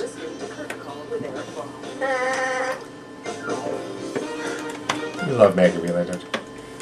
She's coming back too, isn't Yeah, Maggie Wheeler. She's We she's coming back for Master of the Class. Yeah, Master of the House. Master of the House, head of the class. Les Mis, Master of the House. Oh, is that where it came from? Yeah. Yeah. But the Master of the House is not a nice person. He's a dingy innkeeper. which I've decided that that's now on my list of roles. Are you kidding me? I'd love to play that role. But here's just speaking of, I might as well mention it. If you are a high school student, high school drama or theater director, what's wrong with me today? This is what happens when I don't have dinner. One thought gets. You mention theater, not just drama, because it gets collided, and I can't. Okay, you wanted improv, spell cow. CALF.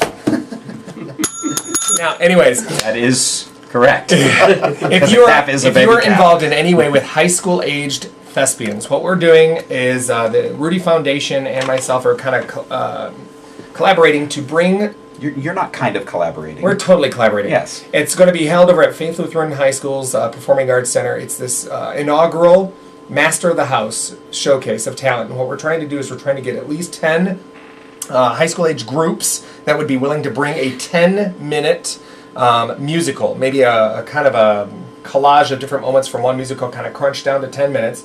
We're going to showcase them and have it. It's going to be open to the public. We're going to sell tickets and see the best of the high school theater scene. And then we're going to have some guest adjudicators and judges that are going to kind of... You having any guest performers as well? Well, that's yes. We're going to have a guest performer because we need a performance that's going to kind of segue the end of the showcase to we need to tally the votes and here's the winner. So we're going to have like a little spot there, and we are contacting a few people as we speak. For that. But we have a celebrity guest MC, and it's Maggie Wheeler, who plays Janice on TV's Friends. And she's going to be our Master of Ceremonies, and she's wonderful. I've worked with her before. And if you're interested, there is a website, masterofthehouseshowcase.com. Or you can just contact me, Eric Ball, ERIK123 at Gmail.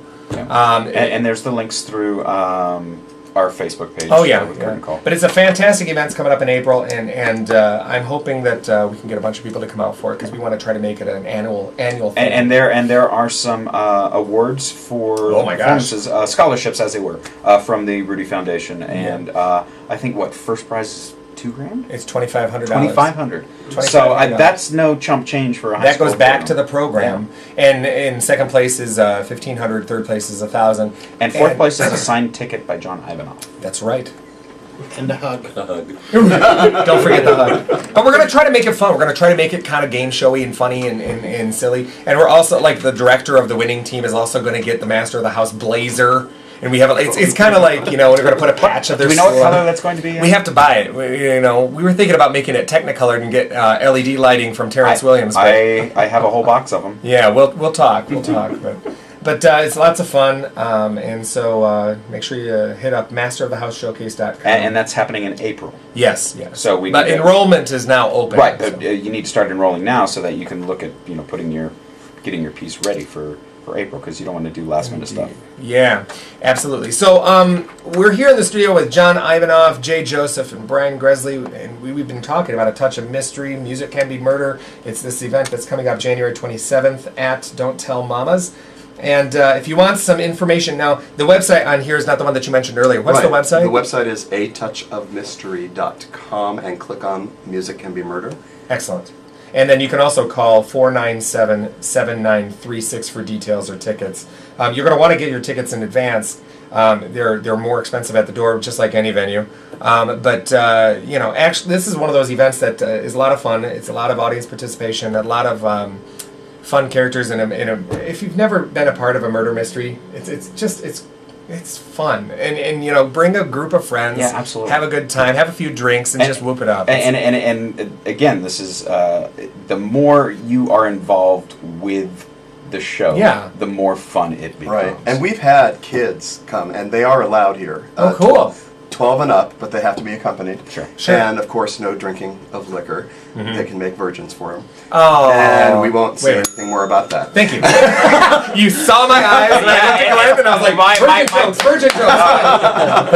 But the kids get into it sometimes more than the adults do. Well, and that's something that I've always, when I talk to people about, my background in improvisation and classes that I've taught in workshops over the years, is that kids know how to do it. It's play. And we as adults, forget how to let go because we're so worried about how judgmental somebody's going to be about us. And I had this conversation with Mike Kelly last night because she is so fearful of ever doing anything improvisational, even though she can sing, Why do you suppose? Putting you on the spot about your girlfriend, sorry. No. Why do you suppose she won't do that? Well, it's for the same reason that anyone else, has their fears of things. Yeah, I mean, you may have a great singing voice. Why did you say it that way? I don't know.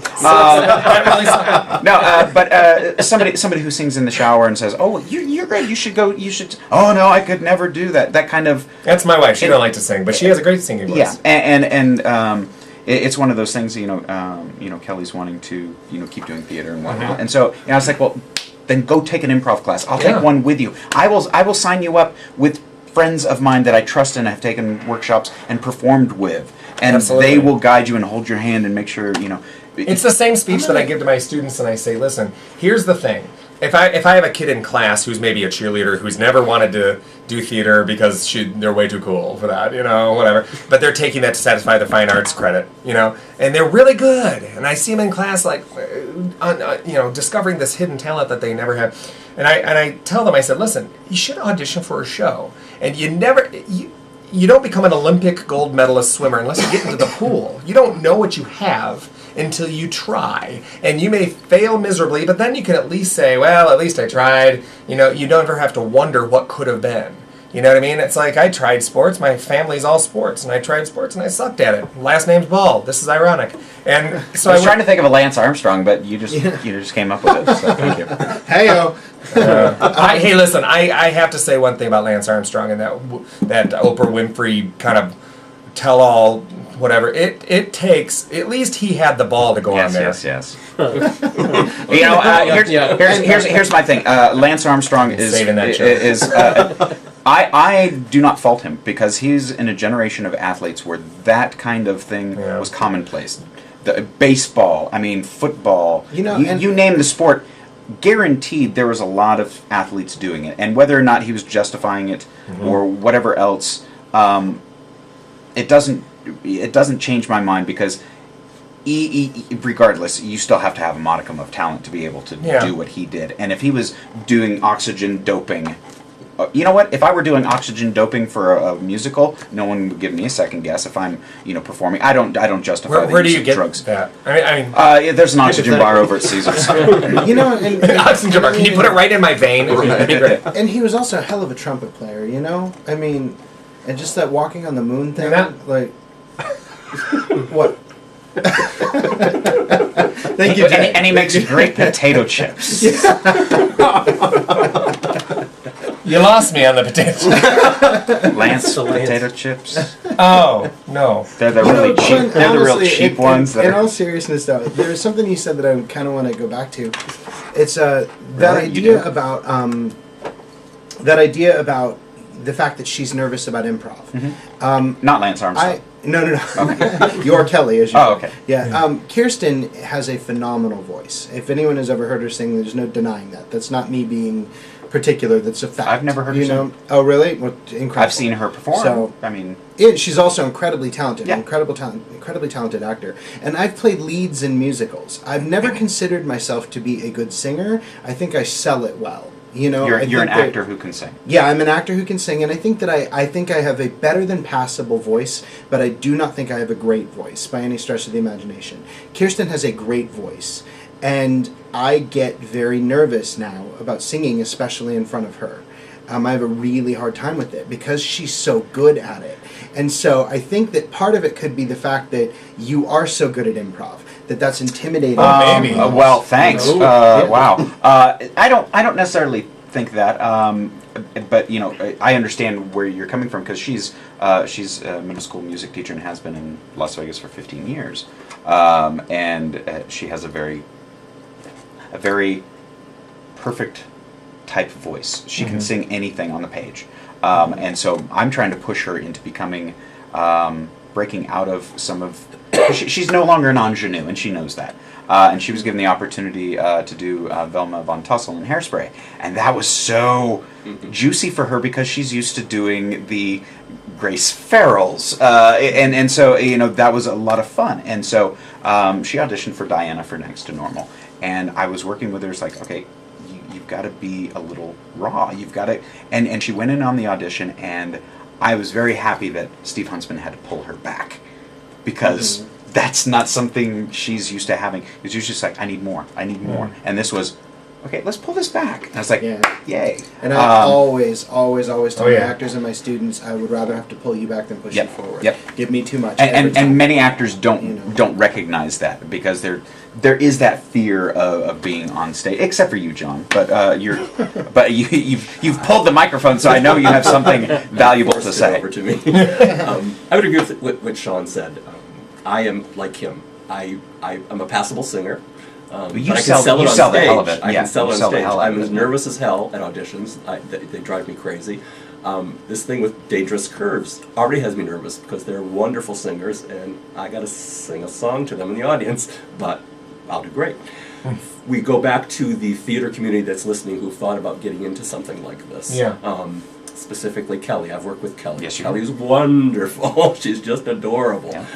But Jay's company, and I'm not kissing up to Jay. Yes, you are. But I Jay's wonderful with his actors. I'm recording it. They can see your that microphone does not hide everything. I can zoom straight in on you. Andy Gibbs got me involved with this. She was working with Jay. Andy and I were friends. She said, you should come out and do this. And so I auditioned for Jay. And you remember what role you were auditioning for? No idea. You were auditioning for the reunion for the role of the transsexual. The brother who's the sister who's really the brother. It was very natural. It was you blew it away. It was great. Then my next character name is Hugh Jass. Thank you. But you paid me, so I went with it. Jay is wonderful. When you come on board to the company, and if you're new to it, there's like 3 rehearsals at the most before show, so it's not a lot of time. But if you're new, he makes you write a bio about your character, so you have some idea of what you're working with and what you have to play with. He has been a wonderful mentor and teacher, and for those people like Kelly who want to do this would be a great step. Okay, it's not totally improv. There's some set script that allows you to expand. And the time commitment to it can be. That's a thought, and I don't know if you've ever met Kelly Ward. Yeah, I would have thought she's you great. But I don't like to over-rehearse these because they are improv-based. Yeah, you're going to need an audience. It's the charm of them, right? Well, and you can't rehearse it without that factor involved. Right. But I even give them sample questions, and they may get asked.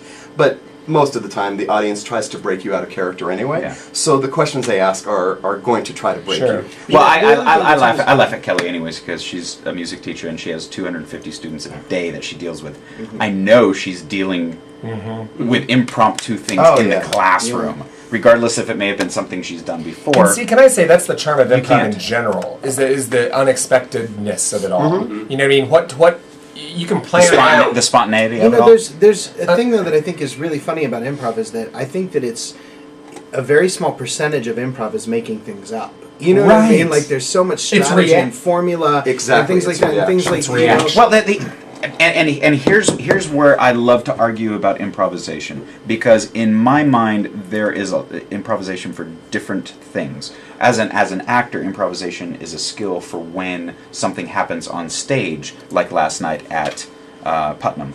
Let me explain what happened, just so we yes, because it's an inside reference that I'm waiting for you to explain because I've said it like 5 times now. Anybody who knows 25th Annual Putnam County Spelling Bee knows that there's a huge element of improv because we have 4 guest spellers on stage at the beginning of the show that we kind of have fun with. You know what I mean? That the characters, they become participants in the spelling bee, so when they come down to the microphone, we say a little something funny about them. Then we force them into spelling a word which has a funny definition and a funny sentence that they preface it with. And the words are timed so that certain... Yeah, I would say that there are levels of different difficulties. Some are silly, some are relatively easy in the sense that the other spellers, the other characters are like, oh, come on, that's so easy, and then it puts them on the spot to spell them. But there's specifically one moment where the 4th speller, after we've been through half of Act 1, and finally number 4 gets up to the mic, and they said their word is cow. And everyone goes, what? Oh my gosh, that's the easiest cow, you gotta be kidding me. Well, these guest spellers have been instructed to always ask for a definition and always ask for a sentence, no matter what the word, because that's kind of where that's where the punchline. And the students of this wrote a lot of that themselves. They did. Yeah. It was pretty funny. I'd like to interject just real quick and say that part of the fun for me was the fact that you just said that the students wrote it.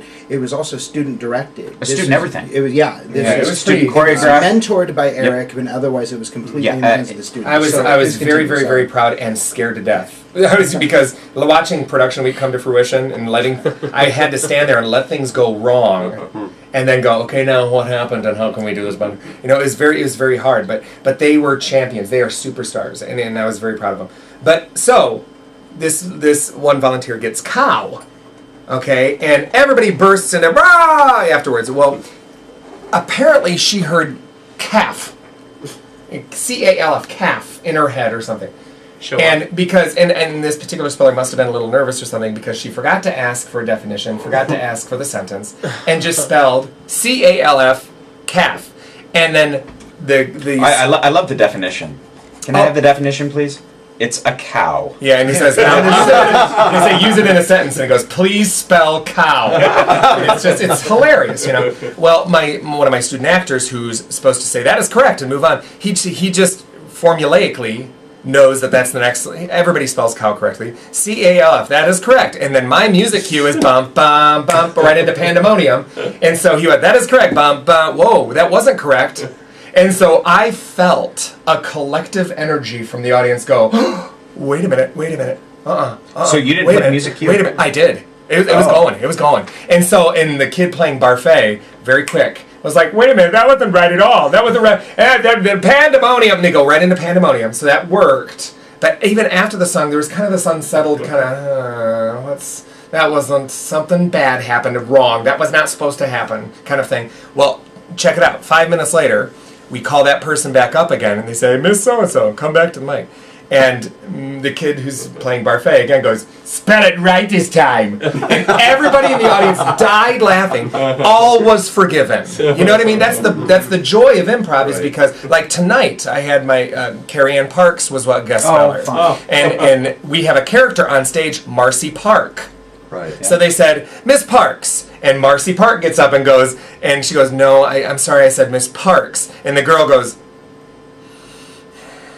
and looked at her and went, and just crossed back to her seat and sat down. It created one of the funniest moments in the world because the girl playing Miss Park is this half big, the size of and Carrie Ann. Carrie Ann's this tall giant, and she kind of did this take to her like.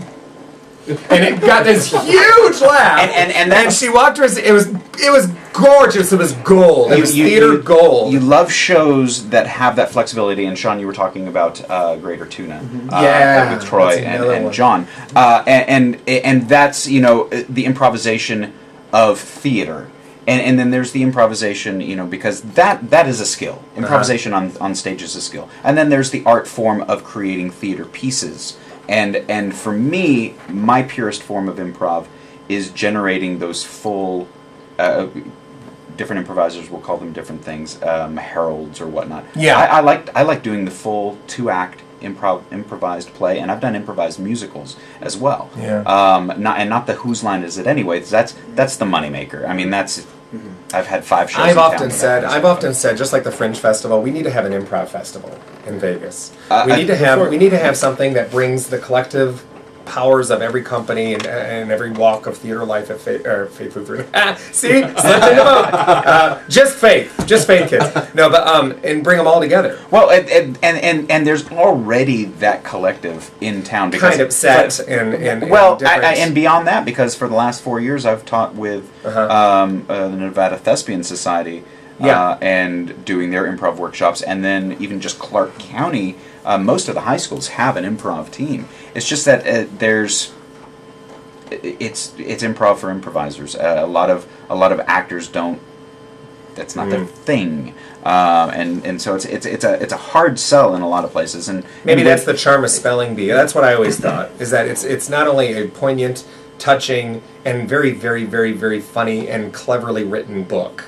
Okay, but the music's quite good. It's infectious. It's one of those songs. It's a good musical if you go away singing a song from the show. It's a good musical. I always say Goodbye is stuck in my head. Oh yeah, it's just wonderfully catchy. But the charm of it is the fact that it's anytime you can get in touch with your audience, anytime that you can welcome them onto the story and into what you're doing, and this physically and otherwise, makes them a part of this, and it's just charming in that way. And I think it's fun. It's not at all fluffy or cotton candy, in my opinion. I think it's very substance filled. Well, I think everyone has that desire to be a part of it. I mean, certainly people who go to see theater, they have that respect, and a lot of times it may be individuals who used to do theater. Well, but there definitely is that aspect of it. I thought it was very funny. I went to see it with Michael Close, who wound up being one of the readers, and he was so excited, and he got up there and he was just getting his act on. I was bummed because I'd never seen the show, and I went to see it on opening night, and it's like, oh, they're calling people up. Yeah, that was me. And I'm waiting. I was like, and I think that Eric didn't call. What's so smart about that show too, that I think is really fun. That's really fun is that element of bringing audience members up. Works so well, because I remember seeing a production of it a few years ago, and when you're talking about how they had the speller, they had this one girl, and I don't know if she was a competitive speller, but she could not miss. This was at LVLT. And they kept giving her. No, this was at Dixie State College. It was okay. I happened to be up there. I was doing the Utah Shakespearean, the Utah Theater Conference up there, and they gave everyone tickets. So we went to go see it. And this girl, she just could not miss. And she, every single time they give her a word and they got progressively more difficult, she would get it. And the vice principal who's playing the host was, by the end of it, he was just laughing so hard he was crying, and he would just whimper, "That's correct." And then it got to the point where she'd sit down and they just kept calling her back up and kept calling her back up. And then finally the last one, he looks at her and he says, "Spell you." And she goes, "Can I have it in a sentence, please?" And he goes, "Yes.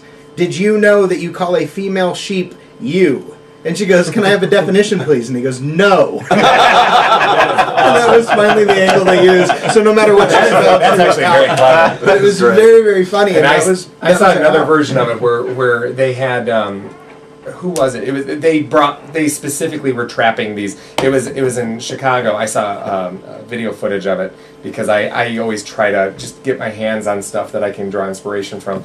And somebody sent me this and he said, "This is so funny." And at the very, very end, they went through like 3 words in a row for the final contestant because they need to get them off stage at some point.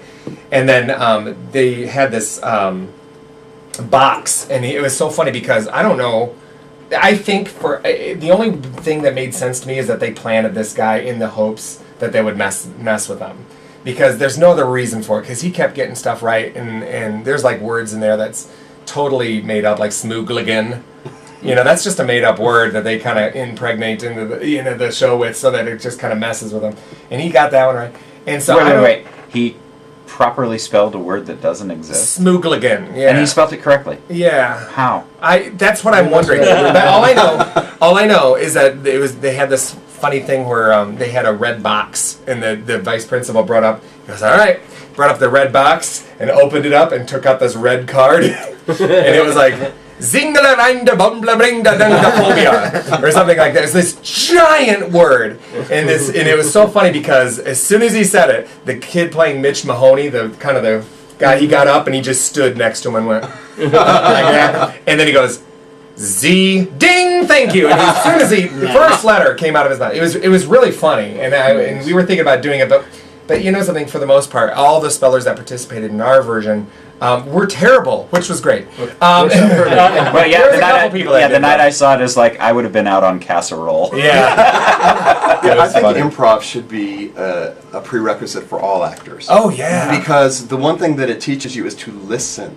And so even if you're in a scripted, especially if you're in a scripted story, and you're actually listening to your fellow actor deliver their lines as opposed to being ready to state your next line. Right. If they flub, you can bring them back into it. And what actor has not been on stage working with any group of people, and someone screwed up and you have to come up with something. Instead of just saying your line, so which won't make sense. And for me, I take it a step further.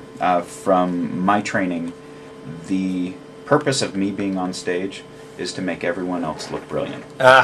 Fundamental rule of theater. And a lot of people don't understand the concept of that. And the reason is, for that very reason, somebody forgets a line, you can get them back on track. Yeah. But the other thing is, by making them look brilliant, you in effect look wonderful too, by default. Well, if everyone's doing it, they've got your back too. Exactly. Well, and that's the aspect of trust that improv builds. Yeah. Because I've worked with people that I don't necessarily trust on stage, but I will still have their backs. Yeah. And that's usually something that and there's some performers in town that, the pre-show thing, I've got your back, I've got your back, I've got your back. And that's, just kind of one of those things, but. And Jay, it's interesting that you said that, because I think it also breeds an instinct in actors that they carry beyond the setting of that show, or beyond their improv team, their improv ensemble, which was, a huge example is John.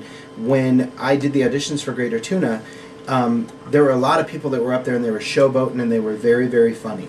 And the reason that it was a no-brainer for me that as soon as I saw this particular portion of the audition that it was done, John had the part, was there was one moment where one of the guys is kind of this drunk, very sad character who believes that he's seen a UFO, and no one in the town believes him. And John came out and he played it honest. And he didn't come out and stumble, and he didn't come out and overplay the drunk, and he didn't look for the humor in the piece. He walked out and he looked for the honesty in the piece. And the second I saw that, it was done. It was over. People could showboat all they want, but no one else was bringing truth to the comedy that was inherently there in the script, and it was just a done deal for me. Yeah. And it's fun to know now that kind of comes from this idea of working with you, where he's had to build these characters for improv to understand that it's become an instinct for him. Well, and I don't know if that's a true statement or not, John. Yeah, and when you talk about the characters in Music Can Be Murder and your other shows being somewhat caricatures, I often find that, especially in audience participation situations, that's kind of the charm of it, because when you go to Disneyland and get a caricature done, you don't get it because it's a brilliant self-portrait. You get it because it's kind of a goofy look at who you are, your how you're being perceived in that moment. So it's kind of like when you find caricatures on stage, it's usually the trick for the audience member is usually trying to find the truth in them, and that's what's charming about it, is because we can all relate to the characters that have been, this type of character and this type. I mean, we run into them every day, Right. So it's kind of like that's kind of like the charm and the appeal of seeing that's the magic key to improvisation. It's not about being funny. It's about being true. It's all about being truthful, because the humor comes out of those missteps that naturally occur when you're creating things on the spot, and the audience can relate to that, and they find the humor in the fact that now we have the shared experience. Well, and they see the truth in the characters during the investigation. Absolutely. Because they're asking questions that will throw them, Yeah. or could throw them, and we see the truth in their character right at that point, their vulnerability, and then they pull it out of thin air to just keep it real with the character. And that's one of the things we work on, is no matter what happens, you need to stay that character. No matter what they ask you, and they'll come into it and say, are you the murderer? And you say, I have no idea what you're talking about, but there are people in this room I would love to kill. Yeah. And, you stay in the character awesome. the entire time. But, there's TV acting, which we're taught, and I started in high school in theater, so I was taught to be this big. Yeah. And then I went into TV, and you have to learn to be this big. And I say to people that when we're working together, I say, now you've got TV, then you have theater, then you have murder mystery, which has to be bigger than life. Kind of hinges on the side of melodrama, but when we sit down and talk about the characters, I always make sure that we say, okay, what is their truth? Where is their vulnerability? I don't just want to see one emotion the whole way. I don't want to see just anger. I don't want to see just bitchy. I want to see where that vulnerability is, and we need to see the variety of the character. And it's always that's great because go ahead. The gimmick of caricature can only take you so far. Exactly. It's fun at first. That's the pyrotechnics. That's the big, the frosting on the proverbial cake. You need substance, though. Yeah, and then after, Did that's going to carry you know 5 cake minutes. is flour, egg, and... No, that's paste. That's paste. And it all comes full circle. It was so funny because when you said that, you're like, did you know flour, milk, and eggs is cake, but flour and milk is paste? And everyone went... You're like, that's it. That's really all I have there. That was hilarious. I actually laughed out loud there. I was in the car and I laughed out loud. That's funny. So much for making everyone look brilliant, right? Let's take another quick break. We'll be right back with Jay Joseph, John Ivanoff, Brian Gressley. You're listening to Curtain Call with Eric Ball. Hang tight.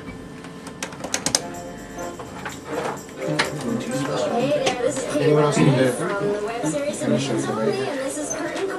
I love the frantic Eric at the window. I was like, I wasn't sure. Sometimes there's just people that randomly walk by. So.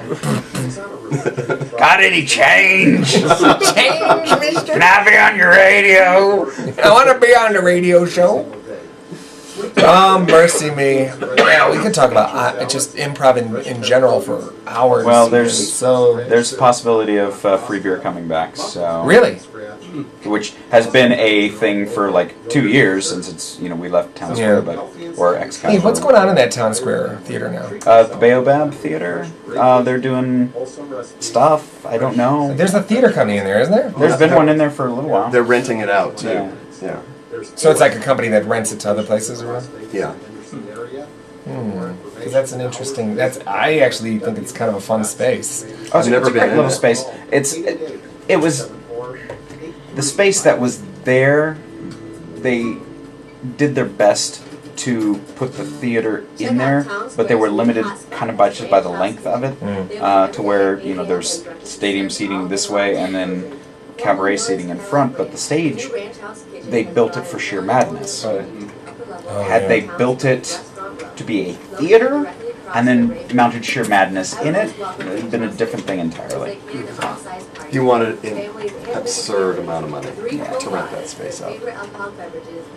Just stupid. Well, you want to know, it's funny because if you look at that space as a functioning, like you could sell alcohol to the patrons during the show or whatever, it's on the strip. It has the address of Las Vegas Boulevard, and anytime you put anything on the strip, the price goes, it's automatically considered.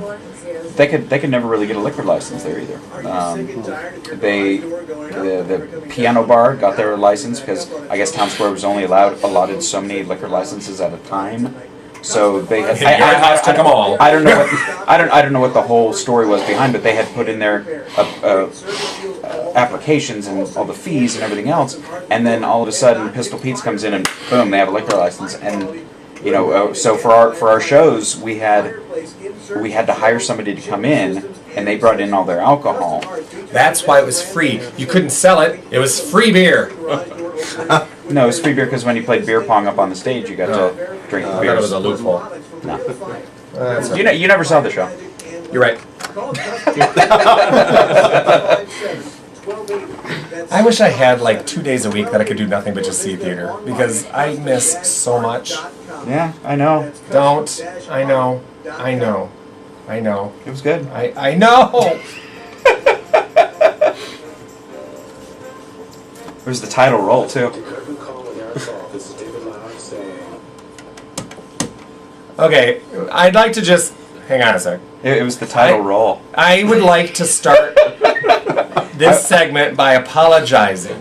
Not to me, please. No, I'm going to make it a world blanket apology, okay? And then I'll let it cover you a little bit. To my friends blank for not seeing you in the show blank, even though I told you 5 times I would be there. I would go. Here's the thing, okay? It's a great problem to have. There's a lot of theater in Vegas. There's a lot of people doing theater in Vegas, and like you said earlier, it's a small theater community. Everybody knows everybody, at least to a certain degree. It's impossible to see everything. It's impossible. And I kept... And here, I'm going to trump you here because I don't expect people to come see my shows. I'm appreciative when they do, but I don't ask anyone to come see my shows because I think that's pretentious of me. Well, if you want to come see me in a show, great. I know you wanted to. I very much and I know why you couldn't. I don't know why you couldn't. Well, Glenn, I was just going to say that I was sitting at home on the couch, and I'm throwing this tennis ball for my dog, Sergeant Tibbs, and we're having a wonderful game of fetch. And I looked up and I realized, I could probably go see No. And then we continued our game of fetch. Actually, that was actually the starting week that they shifted me back.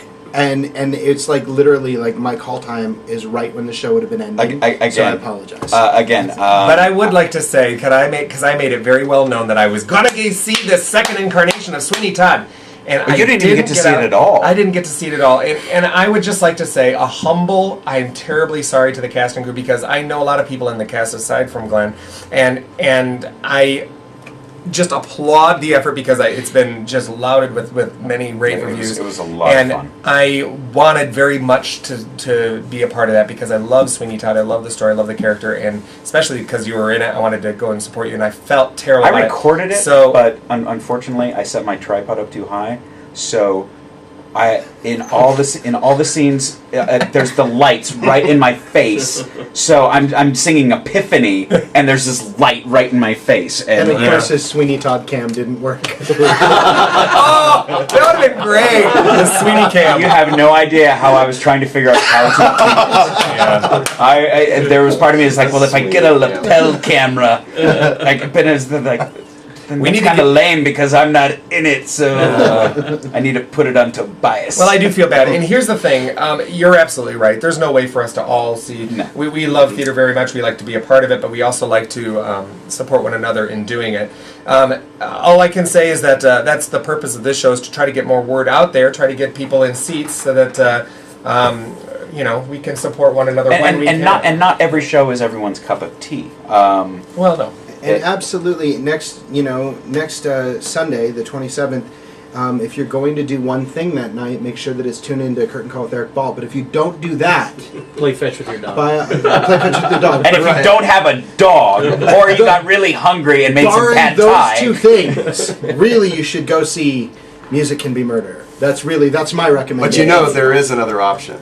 You could go see Music Can Be Murder and then go to YouTube and watch. Oh, this is play fetch with the dog. There you go. No, by all means, you guys go see it. But it is next Sunday at 7 p.m. It's at Don't Tell Mamas. You can get information by calling 497-7936 or going to atouchofmystery.com. And then click on Music Can Be Murder. There you go. And there's even a commercial teaser that you can watch. See, I like being teased. Well, and I like commercials. Yeah, we just had a few. And I like virgin jokes. We didn't do any virgin jokes. I was very upset. I did my one ball Lance Armstrong joke. Yes, you did. I have, which you stole. Well, it's topical. It's like the Tiger Woods cheater thing, and I said, yeah, he changed his name to Cheetah Woods. See, but it's not funny now. Because it's not topical. Because he's probably on to the next one.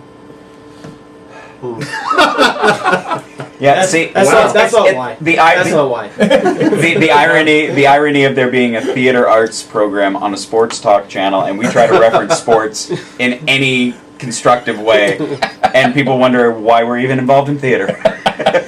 And it's a guy named Ball too, so that's funny. All right, well, listen, let's try to maybe touch on the art of improv one more. You guys can maybe kind of hone it in as to how it pertains to your show that's coming up. But for those of you just tuning in, we're talking with Jay, Joseph, John, Ivanoff, Brian Gressley. They're involved in A Touch of Mystery. And it's not really a theater company, it's more like a production company. Right. That is doing Music Can Be Murder. It's this upcoming Sunday at 7 p.m. at Don't Tell Mamas. And we've been talking a little bit about improv in general. Because that's what I like to talk about. Yeah, well, and can I be honest with you? It's one of those things that just spills over into every avenue of theater. I don't care what you do. Yeah. And I don't know about you, but I'm looking forward to a plethora of upcoming auditions that are happening in the Valley. If you haven't... I'm just going to reference Super Summer Theater alone and then stem off from there, but they have a stupid season coming up. I mean, 4 huge shows. 2,000 men for those right? and 1,500 women because... well, here's the thing. I would say the producers and Legally Blonde need some women. Yes. Right. You know? And then... And Music Man needs... Vegas. Yeah, we need some pick a little taco. But cheap. So we've got Music Man, How to Succeed in Business Without Really Trying, Legally Blonde, and the producers. I mean, that's and then crazy. and Signature's back. Hello, Camelot. They're doing Les Mis. Oh, and by the way, I should mention, Signature Productions just had this past weekend auditions for Camelot, and they are still currently seeking performers. They saw an awful lot of people that were great auditions, but they are looking specifically for some more people who maybe couldn't make the auditions, or maybe were on the fence, or maybe could submit a video submission. So my suggestion would be to go to email Signature Productions 2013 at Gmail. Signature Productions 2013 at Gmail. Email them if you're even the least bit interested in being a part of Camelot. I'm sure they'll accept any sort of submission with regards to an audition. And I'm also proud to say that I am going to be doing the Rainbow Company Nevada Tales tour. We're doing, that's right. You know, I'm really excited about that. It's going to be mid-February. I'm looking at my calendar now. It is the 15th and 16th. 15th and 16th. It's at the historical downtown school, and Awesome. It's going to be really, really fun. We're doing all across the Truckee, and I don't want to spoil. So if anyone is a fan of it and wants to come see, it is a completely different format that they've ever done before, and it's going to be really fun. Yes, awesome. Yes, all across the Truckee can be murder. Yeah, so I'm proud to say that I'm taking off the crown and putting on the pickaxe and the miner's helmet. It should be fun. Very nice. And you already mentioned that Next to Normal is still looking for video submission auditions? I'm not sure at this point. After the auditions earlier in the week, they posted back online Huntsman Entertainment that they were still looking. I bet you the best way to get information about that is just go to huntsmanentertainment.com. A lot of the roles, Henry, Gabe, Natalie, and Diana have already been cast. Mm-hmm. The roles of Dan Goodman and Dr. Madden have not, so they're still looking because they've got a match for a full family. Sure. So, but other auditions that are coming up, our friends over at Love Taps, lvtaps.com, Lysander's really good about keeping a current list of those auditions. And they recently, you need to visit their website and their Facebook page anyways, because they have, they just announced their Poor Richard Players season. Yeah. And they have a whole bunch of stuff coming up. And I'm going to just encourage you to go to their Facebook page and then subscribe to their weekly podcast. There's so much coming up with Fringe and Festival. One Flew Over the Cuckoo's Nest as well, which all those are available. And keep your eyes peeled for the audition notice on Facebook. I'll be definitely blasting that out and making it public. So keep your eyes peeled on that. That's awesome. Yeah. And I'm going to encourage you to go to faiththeatercompany.com. Can we audition for your shows? Because here's the thing. I need a bruiser for Legally Blonde. Seriously? No, I don't. We're using my dog for bruiser. Okay. But go to Faith Theater Company. We have 2 shows coming up. If you have a bunch of kids and they really like little kid things, I don't know where I'm going with this. Hopefully it's not with the whole 12-year-old virgin thing. The middle school. No. Okay. Why did I laugh at that? Because you haven't eaten dinner. You didn't laugh at that. You wheezed. I did. That was my father's laugh. We have the middle school musical coming up, and it's Disney's The Little Mermaid Junior. And the Junior, let me tell you, the Music Theater International, the Junior series of shows, they're brilliant for middle school programs and young people theater. And so if you enjoy a good show, it's about an hour long. There's no intermission. It goes steamrolls right through. It's going to have a lot of spectacle. And then in the it's going to be like La Rev, where there's like a water tank. We're going to fill the fill the orchestra pit? Yeah, with water, and we'll do. Yeah, it's like the O show, but for Faith Lutheran, we'll call it F. And of course, our lovely guests and their show that's coming up, who have tolerated a second hour. I told them they could have left. I mean, John's the only one we tied down, but he asked me. No, but I really appreciate it. And again, I'm going to encourage you to stop by Don't Tell Mamas next Sunday. It's at 7 p.m. A Touch of Mystery is doing Music Can Be Murder, starring the Dangerous Curves. Three fantastic singers. Absolutely. And it's $18 at the door, $16 in advance. A bargain. You can go to atouchofmystery.com to get your tickets, or for more information, just click on the little Music Can Be Murder button there, or you can call 497-7936. And if you can't make that show, we're going to be at Lowry's and they have good prime rib. And they have great prime rib. Have you tried their prime rib martini?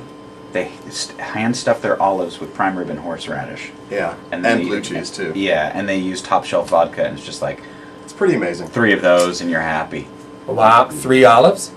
3 martinis. Wow, that's fantastic. Well, and here's the thing. You can always catch us on Facebook. Go to Curtain Call with Eric Ball and like our Facebook page. Go to YouTube. Glenn, I constantly... praise him because he does a terrific job of taking our video footage of every week and putting it on YouTube. Subscribe to our YouTube channels. It's channel or station it's or a channel, something like that. And then you can stay in touch when you can see the beautiful faces behind the microphones every week. And the not so and mine. And the good. Because I rarely push the button. See, now I push it to me, and now I've got the camera going into the camera, so there's like this infinite thing going on right now. Very nice. You can only see it on YouTube. The rest of you are just like, what is he ducking and bobbing and weaving for? But in the meantime, I would just encourage you to, if you're a lover of the arts, or if you want to support the arts even more, the best way that you can support it is by planting your butt in a seat and going out and seeing a show. And so, thank you so much for being. I apologize for my tardiness, but I really appreciate you guys having. What is kumis, by the way? Kumis. It is a. Spell it. It is It is a camel or horse milk used by Asian nomads. Fermented. Awesome. And it's Kumiss, Kumis, Carrie-Ann Parks. Thank you. And Jamie Woodard. Yeah.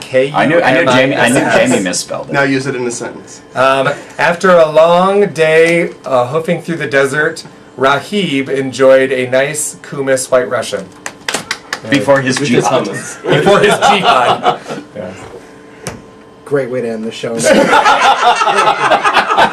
I think we should always end with fermented things. I think so. So tune in next week from 6 to 8, and you'll catch another segment. Now, you know what? Next week, go see Music Can Be Murder, and then watch us next week. Yeah, I think that's how we're going to. Because Eric and I will be here. Yeah. But you guys go see a good show. Support the arts. But thank you so much for being on again. Thank you. Okay, and have a good week, guys, and we'll see you next week.